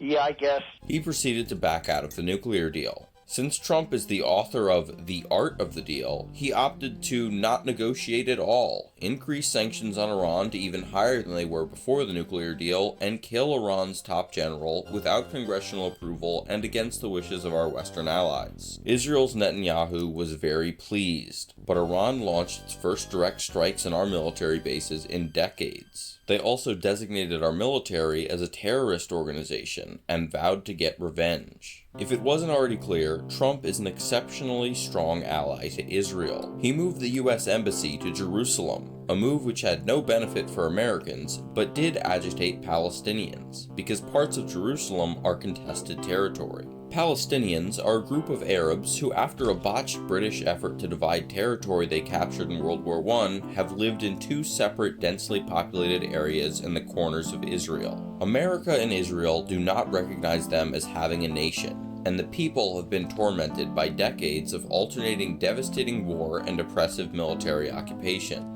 Obama and Trump both oversaw times of relative peace between Israel and Palestine. Relative is doing a lot of heavy lifting here, because large portions of both groups want to see the other group dead, and Israel constantly steals Palestinian land. That being said, Obama organized talks with Israel and Palestine in hopes to establish a lasting just peace. It failed, because Benjamin Netanyahu thought that putting a pause on building settlements on stolen land was such a big sacrifice that the Palestinians should have to give something in return. But at least Obama tried to do something sensible. On the other hand, Trump not only moved the embassy, increasing tensions, but he made zero effort to do anything about the Israel-Palestine conflict. Okay, that's not fair. I need to give credit to Trump's son-in-law, Jared Kushner. He put forward a 2020 proposal called the Deal of the Century. The specifics of the deal were that Israel would compromise on nothing, and then somehow there would be peace. Trump also oversaw the Abraham Accords. In a vacuum, the Abraham Accords are great, as they formally establish a positive working relationship between Israel and some other Middle Eastern countries. But they also sent a clear message to Palestinians that they were not a priority of Israel or the US. Palestinians don't like their oppression being ignored, and historically, they get radicalized and commit violence in response. So we'll get back to that when it inevitably happens. With the help of our Western allies, Trump continued the attacks on ISIS started under Obama, and he oversaw their leader being killed and the last piece of territory that they captured returning to Syria. He also started to reduce our unauthorized involvement in Syria, but I don't think we really care about that right now. We have won against ISIS. We've beaten them, and we've beaten them badly. We've taken back the land, and now it's time for our troops to come back home. If you're curious, the Syrian civil war is over. The rebels won. Whether it was good the CIA helped the rebels or that Trump started reducing our involvement is not the point of this video. Trump took an unusually adversarial stance with our allies. He threatened to not honor our defensive alliance NATO because many nations in the alliance were not paying into it as much as they had agreed to, relying on the defense of the US. His approach may have been brash, but he was addressing a real problem. He also put a tax on certain goods imported from China. This made some things more expensive for Americans, but the overall effort was arguably reasonable. Not much relevant happened in terms of foreign affairs for the last year of Trump's first term, because there was a global pandemic, although he did condemn China for the virus, since that's where it originated. As I said about the recession, people tend to blame the party in power when a bad thing happens, and Trump certainly didn't do himself any favors, considering he repeatedly told everyone that the virus would disappear very soon. For 9 months. What do you say to Americans who are watching you right now who are scared? I say that you're a terrible reporter. That's what I say. When he lost the election, the Department of Justice said to Mr. Trump, DOJ can't and won't snap its fingers and change the outcome of the election. Every court which ruled on the matter, calling an election unfair does not make it so. Charges require specific allegations and then proof.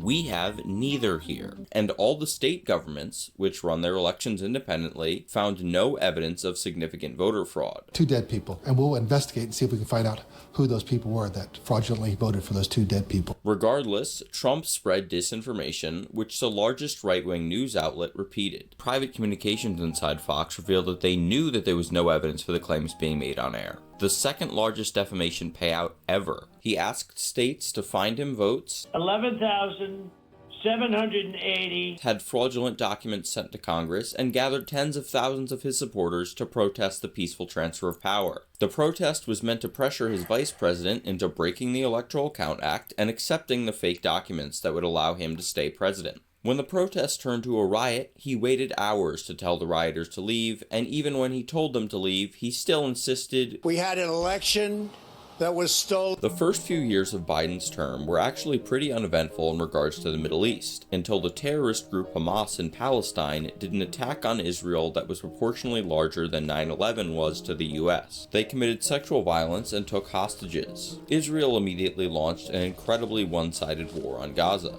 In the beginning of the war, Americans generally supported Israel, but as time went on, the civilian death toll rose, Israel's list of war crimes accumulated, and international courts began hearing cases accusing Israel of genocide. Support amongst Americans for continuing to support Israel shifted dramatically into the negative, especially among those on the left. Towards the end of his term, Biden did express great frustration with Israel's leadership behind the scenes. After Israel bombed a convoy of aid workers that were on a route Israel approved, Biden is quoted as saying over the phone, "Bibi, what the fuck?" However, when speaking to the public, Biden consistently defended Israel's right to defend themselves, and aside from temporarily pausing shipments of comically large bombs and delaying a ground invasion into the city of Rafah, he did not do much in terms of restraining Israel. By the end of his term, though, hostages were actively being released, and there was a ceasefire between Israel and Palestine. Since Osama bin Laden was killed under Obama, Trump negotiated a pullout of Afghanistan.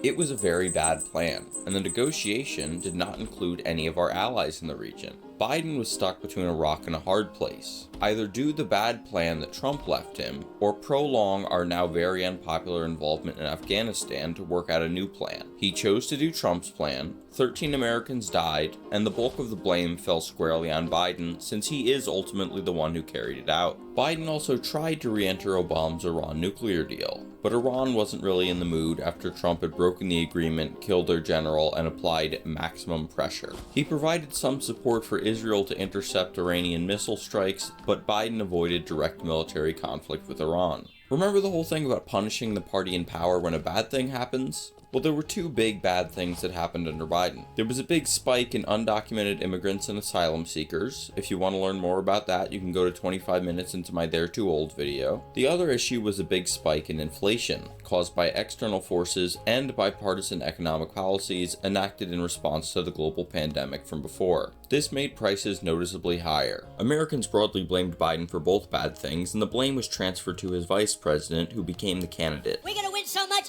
you may even get tired of winning, and you'll say, please, please, it's That's too much winning. We can't take it anymore. Since Trump's administration in his first term almost unanimously rejected his lie about a large election conspiracy and refused to cooperate in his actual efforts to subvert the election. The president turned to me and said, Steve, you wouldn't leave, would you? I said, Mr. President, I've been with you through 4 attorneys general, including 2 acting attorney general, but I couldn't be part of this. He staffed his new admin by prioritizing loyalty above all else. I find it interesting that she keeps going after President Trump, the greatest president in American history. No one in his new administration is allowed to give a straight answer on if Trump lost the 2020 election. Mr. Warsh, did Donald Trump lose the 2020?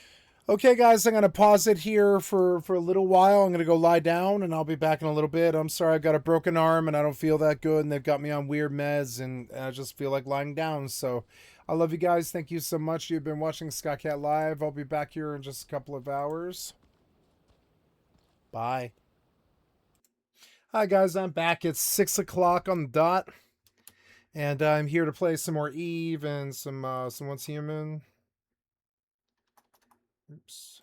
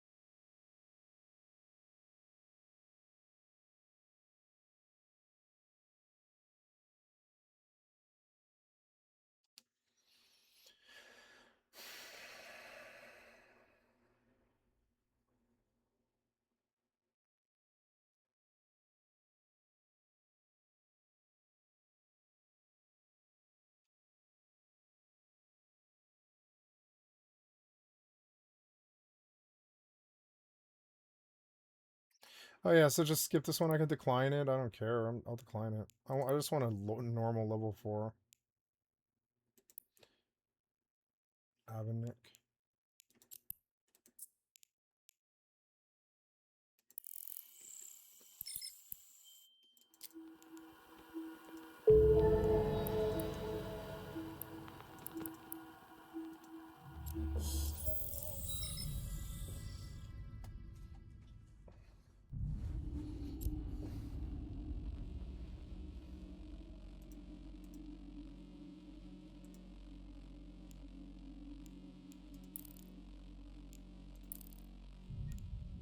Autopilot engaged.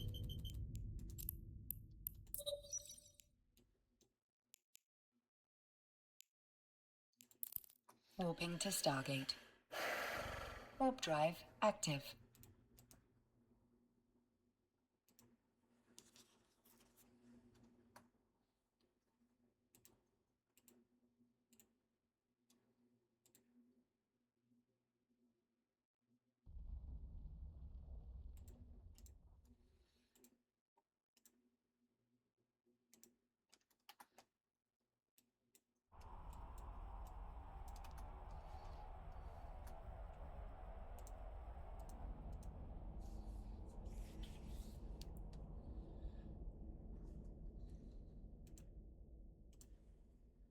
Approaching Stargate.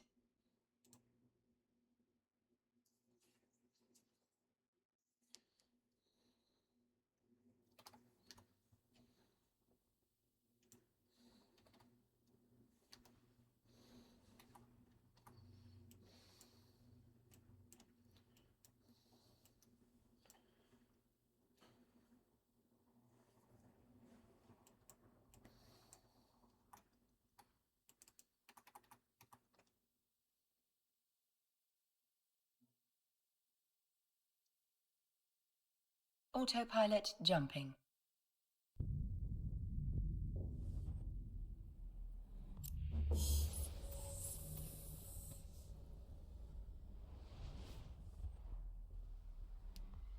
Warping to Stargate. Warp drive active.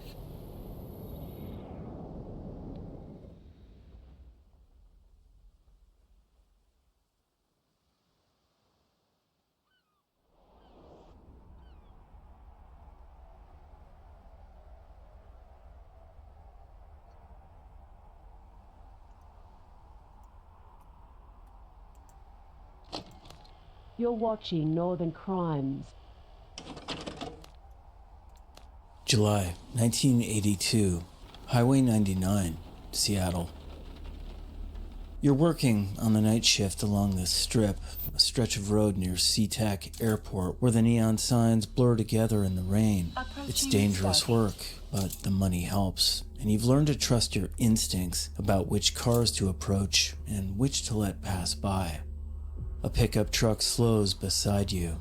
The driver seems harmless enough, middle-aged, soft-spoken, with a picture of his young son taped to the dashboard. He shows you the photo, talks about how much he loves the kid. It's a detail that makes him feel safe, normal even. So you climb into the passenger seat. The door closes with a heavy click, and he drives away from the lights of Highway 99. Heading toward the darker roads that wind through the woods near the Green River.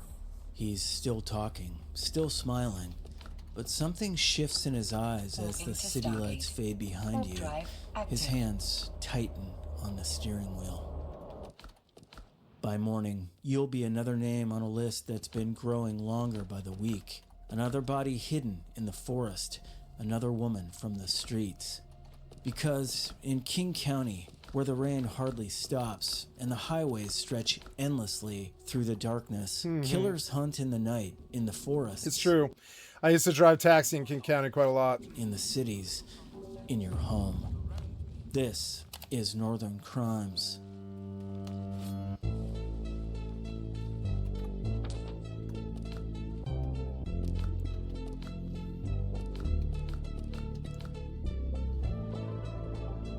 Approaching Stargate.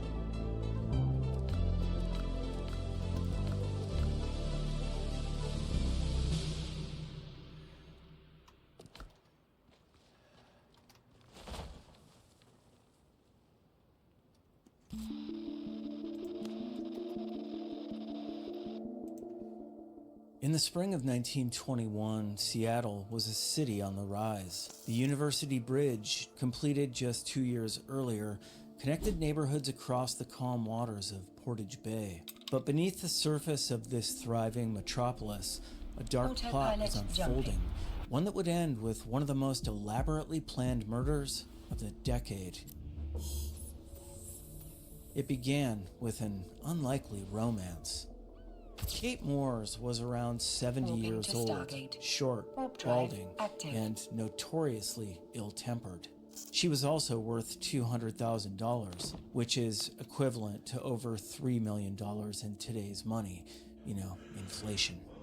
When 36-year-old James Edward Mahoney was released from Walla Walla State Penitentiary after serving time for robbery, his mother and sister introduced him to their wealthy landlord. What happened next defied all logic. Despite Kate's obvious flaws and James's criminal record, they were married in a civil ceremony on February 10th, 1921, just 2 months after his release from prison. Anyone with common sense could see this story wouldn't end well. The newlyweds planned a month-long honeymoon trip to St. Paul, Minnesota, and points east.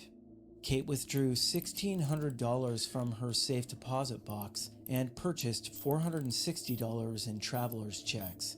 They were scheduled to board the train on April 16, 1921, but James Mahoney had other plans. 3 days before their departure, Mahoney rented the vacant half of a houseboat in Portage Bay, claiming he wanted to go fishing. He asked the landlord a chilling question: "Where's the deepest part of the bay?"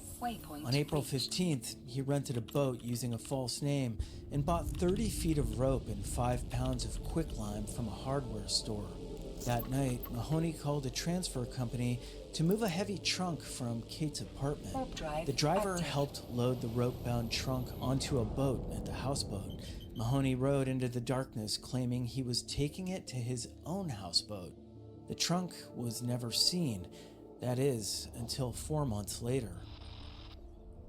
The next day, Mahoney returned to Seattle alone, claiming Kate had continued to Havana, Cuba with friends. Using forged documents, he proceeded to clean out her accounts, collect her rents, and live the high life in expensive suits while driving her car to nightclubs. But Kate's relatives grew suspicious. The letters they received from, quote, Kate weren't in her handwriting, and they didn't sound like her. When detectives investigated, they discovered Mahoney's elaborate timeline of deception. On August 8, 1921, divers searching Portage Bay made a grisly discovery just 200 yards east of the University Bridge. A trunk tied with rope and anchored by concrete bobbed to the surface when the rope broke. Inside was Kate Mahoney's body, poisoned with at least 30 grains of morphine, stuffed into the trunk while still alive, and her skull crushed with a blunt instrument. The trial was a sensation. Mahoney's defense claimed the trunk was planted by police and that Kate was still alive. His mother and sister testified they'd seen Kate after the alleged murder date, but the jury wasn't fooled. They convicted him of first-degree murder and sentenced him to death after just 4 hours and 40 minutes of deliberation. Even facing execution, Mahoney blamed his victim. In fact, in his confession, he claimed why she had to die. It was her stinginess, petulance, and constant nagging. He complained she wouldn't trust him with enough money, quote, to go across the street to get a bottle of milk. Ironically, Kate had seen through Mahoney's lies. 2 weeks after making a will, leaving everything to him, she returned to her attorney and changed it back to her nieces, explaining that James had lied about owning property in Tacoma. On December 1st, 1922, James Edward Mahoney was hanged at Walla Walla. None of the Mahoneys benefited from Kate's wealth. Her final will ensured justice prevailed even from beyond the grave. The University Bridge still stands today, a silent witness to one of Seattle's most calculated crimes.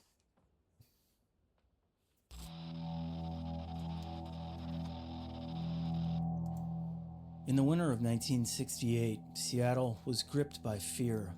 A pregnant 16-year-old newlywed named Sandra Bowman had been found brutally murdered in her Ballard apartment, stabbed 57 times, left bound on her bed. For 36 years, the case remained cold until DNA technology finally revealed the identity of Washington State's first known serial killer. John Dwight Kennedy was 23 years old in December 1968, working as a pipeman's helper for Seattle's water.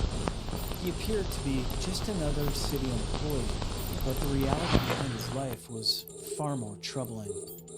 On December 17, 1968, he randomly knocked on Sandra Bowman's door and committed an act of violence so brutal it would shock even seasoned investigators. Sandra was entering her second trimester of pregnancy, wearing a green maternity dress when Kennedy attacked her. The autopsy revealed the horrific extent of his cruelty. Dozens of stab wounds that punctured her lungs, diaphragm, spleen, stomach, heart, and liver. Her hands were tied behind her back, and she was left face down on her bed. Her husband Thomas would later discover the body. But Kennedy wasn't finished. In fact, the Bowman murder seemed to embolden him. Just 3 weeks later, on January 4th, 1969, he knocked on 21-year-old Mary Bjornson's door, claiming he was having car trouble.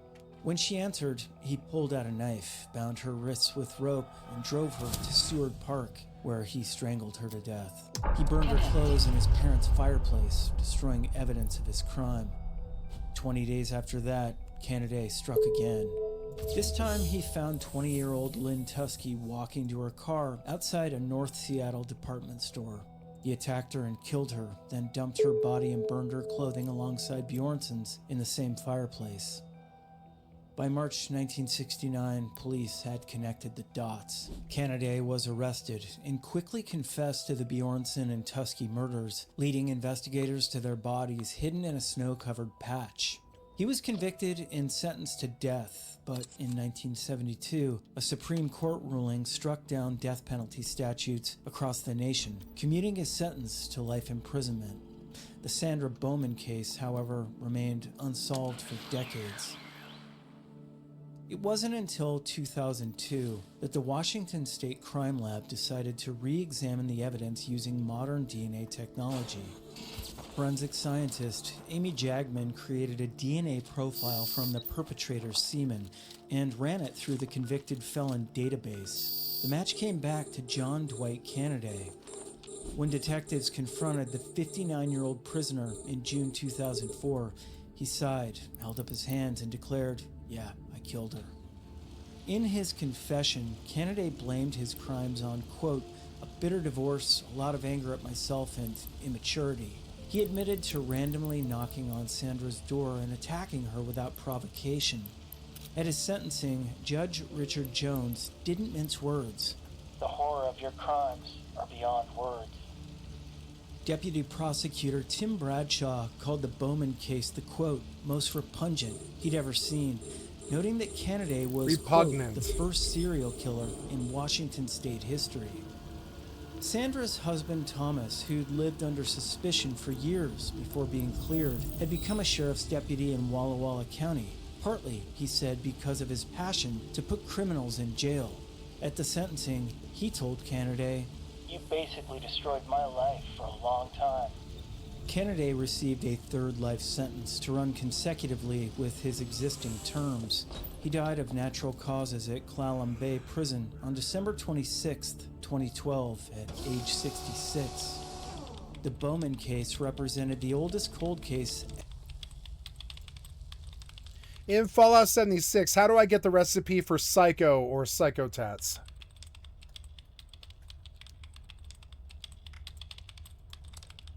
A module has run out of charges.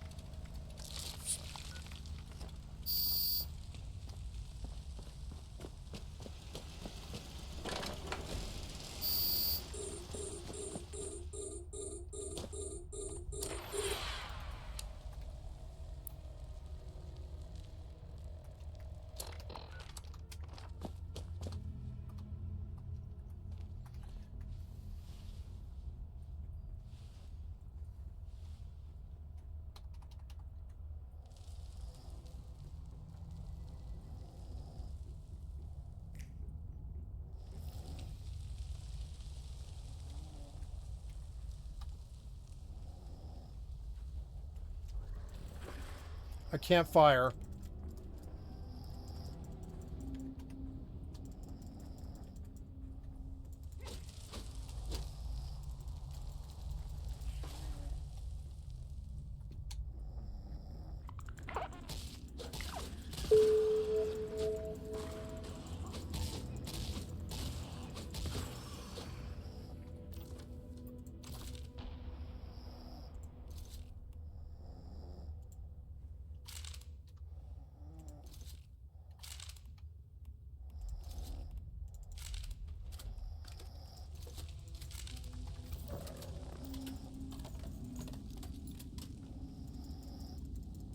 I can't fire.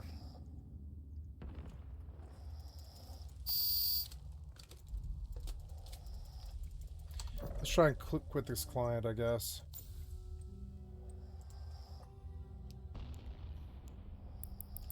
Here was this level 4. We're done.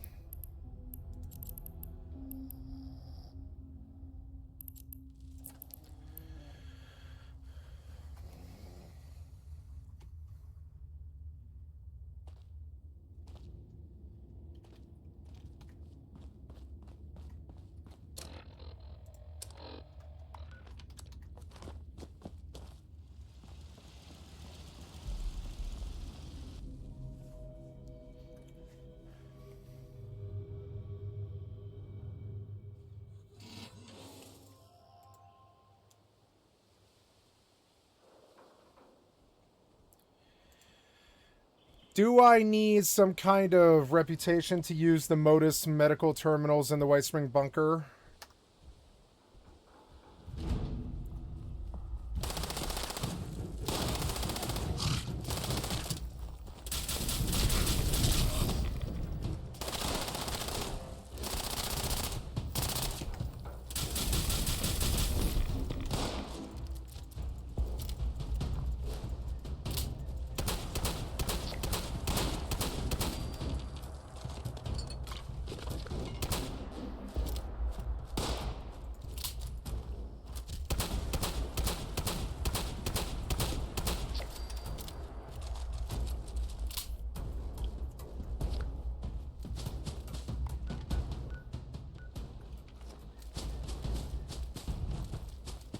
This is where it died to a death claw last time.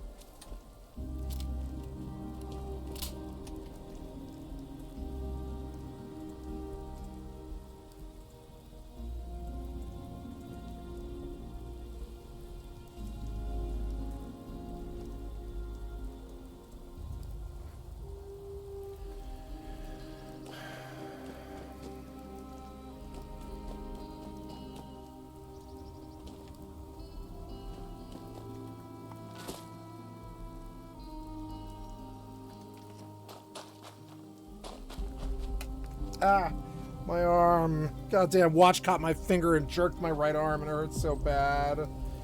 Ah. I'm just trying to pick up a glass. Goddamn. I don't need physical torture while I'm doing it.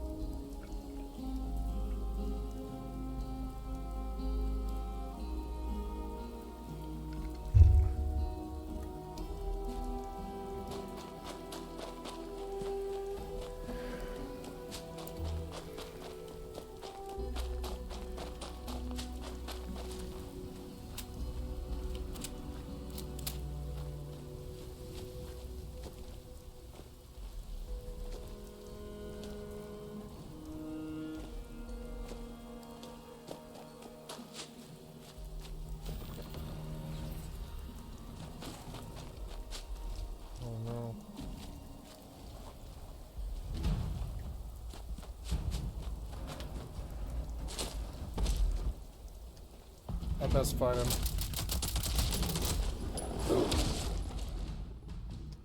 Cannot move.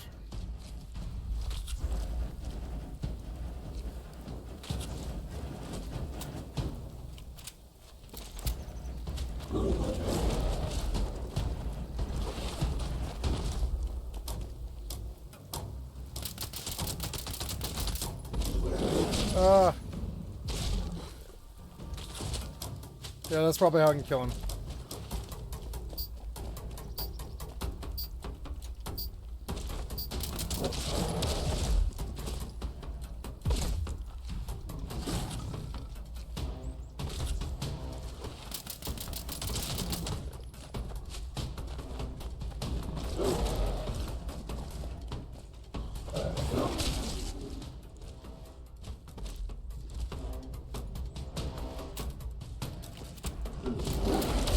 What?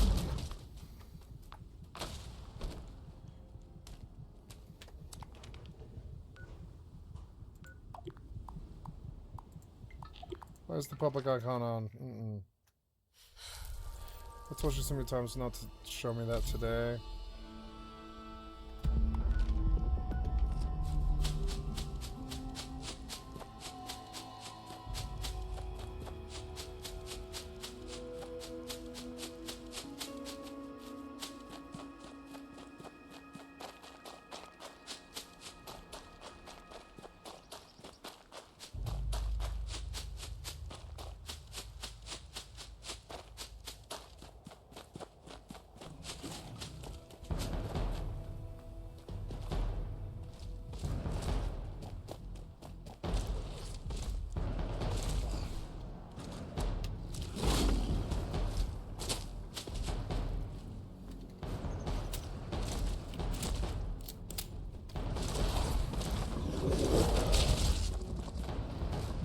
What?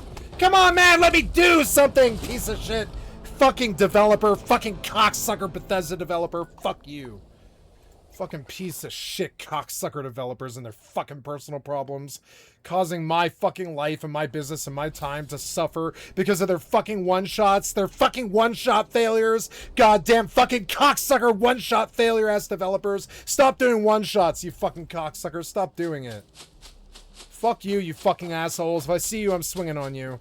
I mean it too. If I ever see any of these developers, I'm swinging on them. This kind of treatment, I'm fucking sick of it.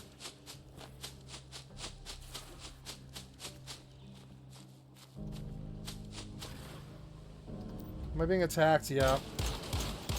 At least I can shoot now.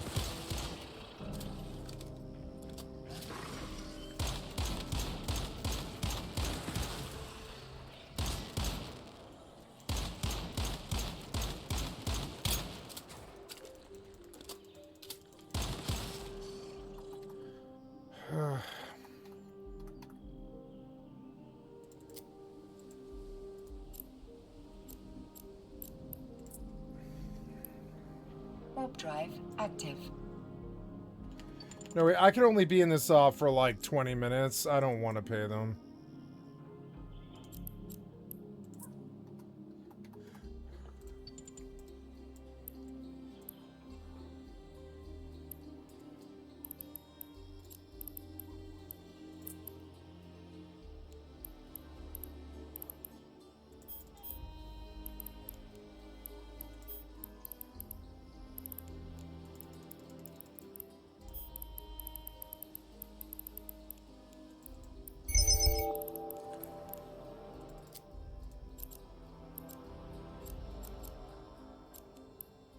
Autopilot engaged.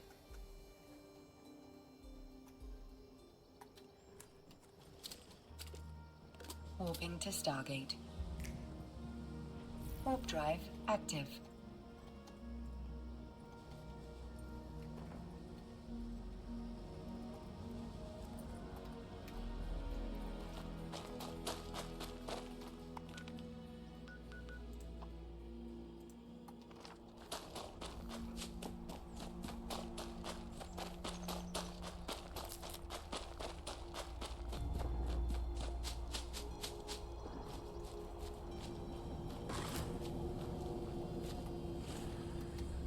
Come on, man. Piece of shit ass cocksucker. Fucking developer. Fuck you, you fucking effing. Fuck you, piece of shit developer. Stop fucking me over. Stop doing it, motherfucker. I was fine where I was.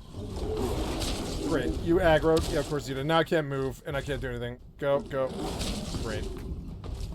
You fucking stupid piece of shit cocksucker brain dead developers. You and your fucking one-shots while I'm AFK. Suck my dick, modern developers. Get out of the fucking industry. Fucking get out of the industry, you fucking effits. You don't fucking belong here. You don't belong here. You and your one-shots can suck a dick, and your fucking dynasties and companies can die. You and your fucking one-shots can suck my fucking dick in modern gaming. Suck my dick, piece of shit developer. Suck my fucking dick. Stop stealing my time with one-shots. You fucking piece of shit cocksucker brain-dead developers. Fuck you, assholes. Fuck you. Warping to Stargate. Warp drive active.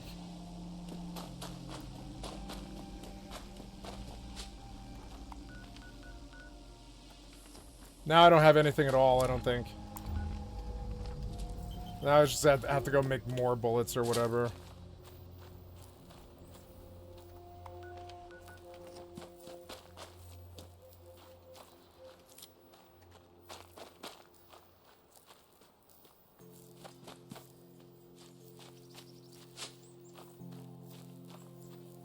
Fucking piece of shit cocksucker brain dead developer. What the fuck's wrong with you? Approaching Stargate. Fucking worthless piece of shit cocksucker brain dead developer. Fucking worthless piece of shit cocksucker brain dead developer. Fucking worthless piece of shit cocksucker brain dead developer. And your fucking problems. Fuck you, fucking assholes. Stop fucking stealing my time. Fucking worthless piece of shit cocksucker brain dead developers.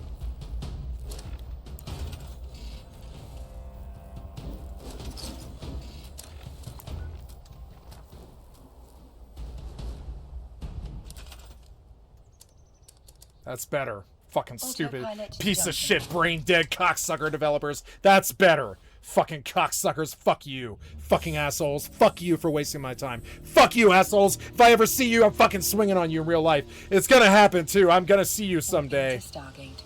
Warp drive active.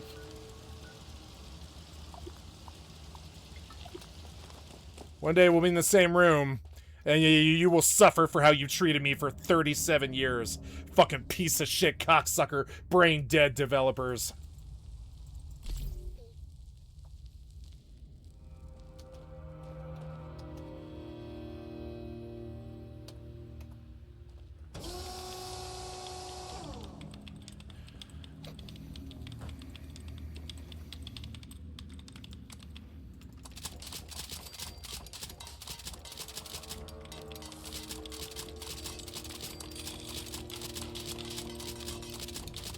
Approaching Stargate.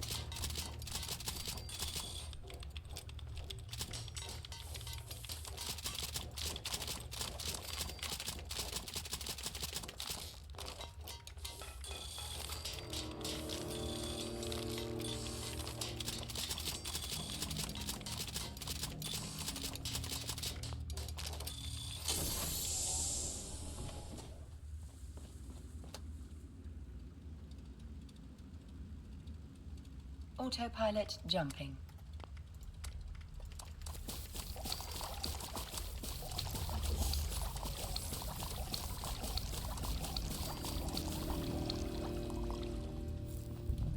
Warping to Stargate. Warp drive active.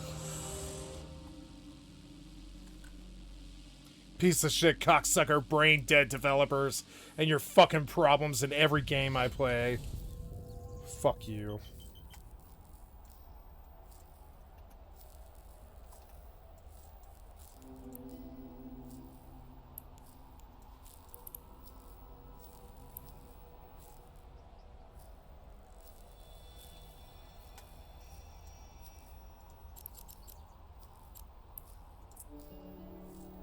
Warp drive active.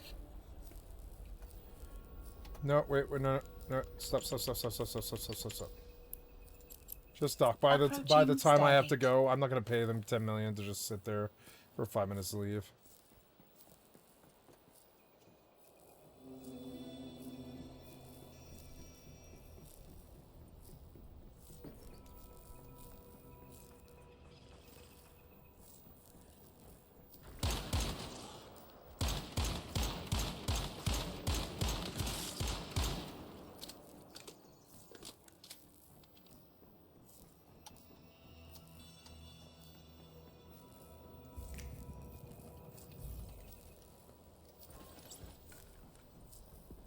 Autopilot jumping. See, with the times when you don't one-shot me or treat me like shit, you fucking assholes, they are totally fine. I'm totally fine when you don't treat me like shit. You fucking assholes. I want you out of my industry. Get the fuck gone, piece of shit-ass developers. Suck my dick.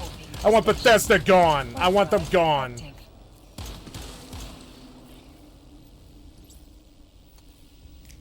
Your failures, I've put up with them for too long. You've been treating me like garbage now for 10 years. Fuck you, asshole. Fuck you.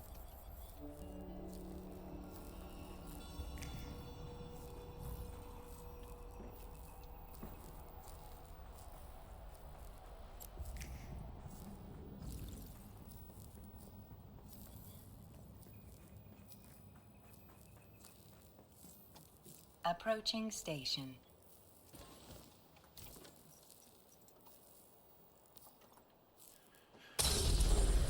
Fuck was that? Whoa, what the fuck was that? Whoa. What?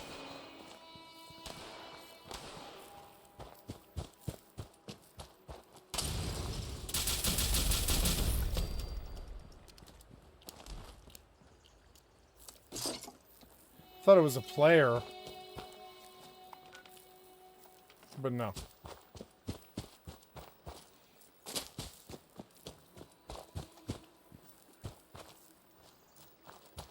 Docking permission requested. Just the developer trying to punish Docking me for being permission AFK. requested. As usual, piece of shit cocksucker developer. Docking request accepted. This developer doesn't even work for Bethesda anymore, and I wouldn't either. Autopilot disabled. Waypoint reached.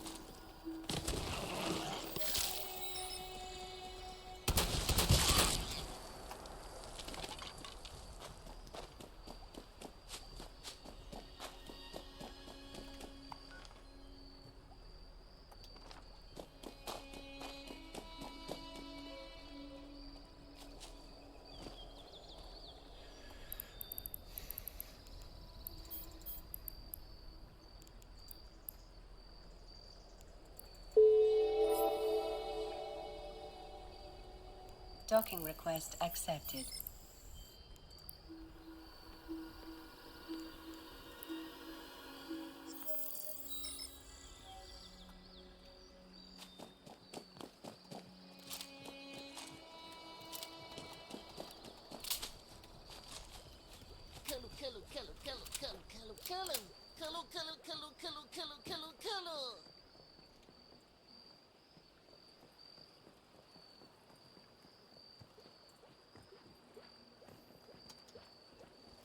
I think I might withdraw this guy. He's too loud. Sorry.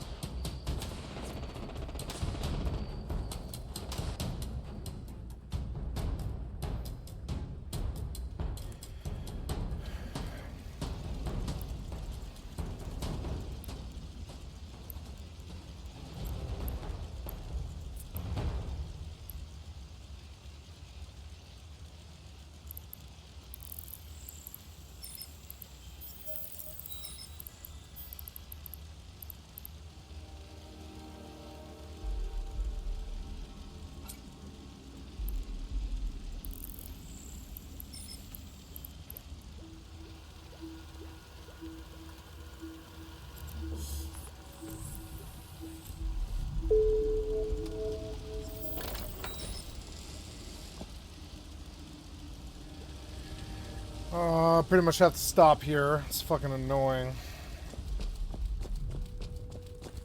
I will stage for the level 4 at least.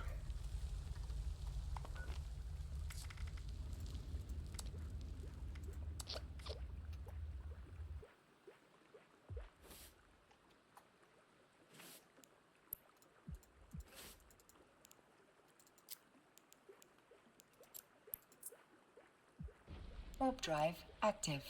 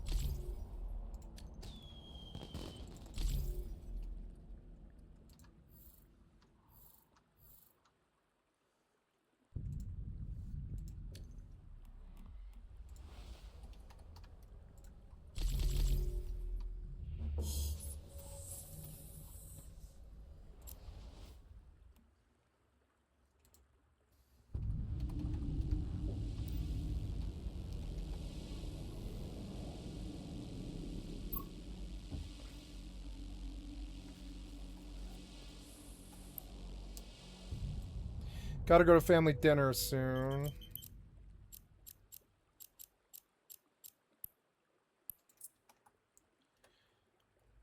Warp drive active.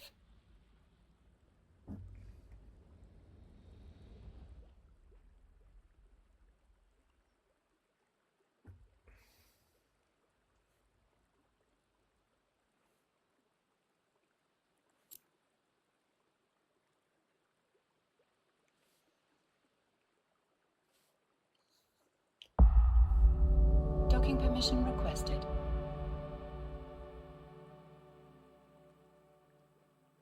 Docking request accepted.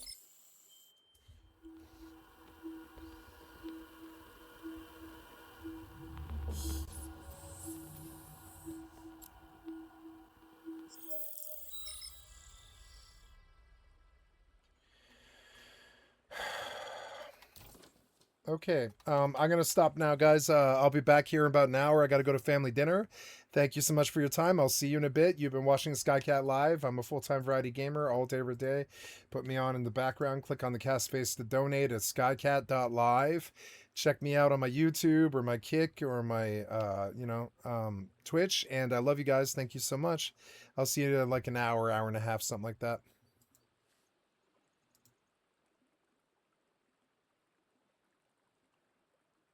And I will begin recording.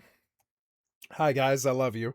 What's up? It's 8:26 p.m. I'm going to be playing some EVE Online and whatever the fuck else I feel like playing. I'm going to go out to the level 4 right now. And, yes. And then I will go and play some Starfield. I'm going to get my headphones on. Good. My headphones are full charge, which is good. Because they were dead today. All right, gonna play some 76.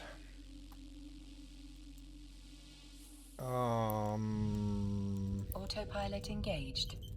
Oh no, autopilot should be off, and my headphones should be on. There we go. Autopilot disabled. No waypoint set. Duo of death encounter. Warp drive active.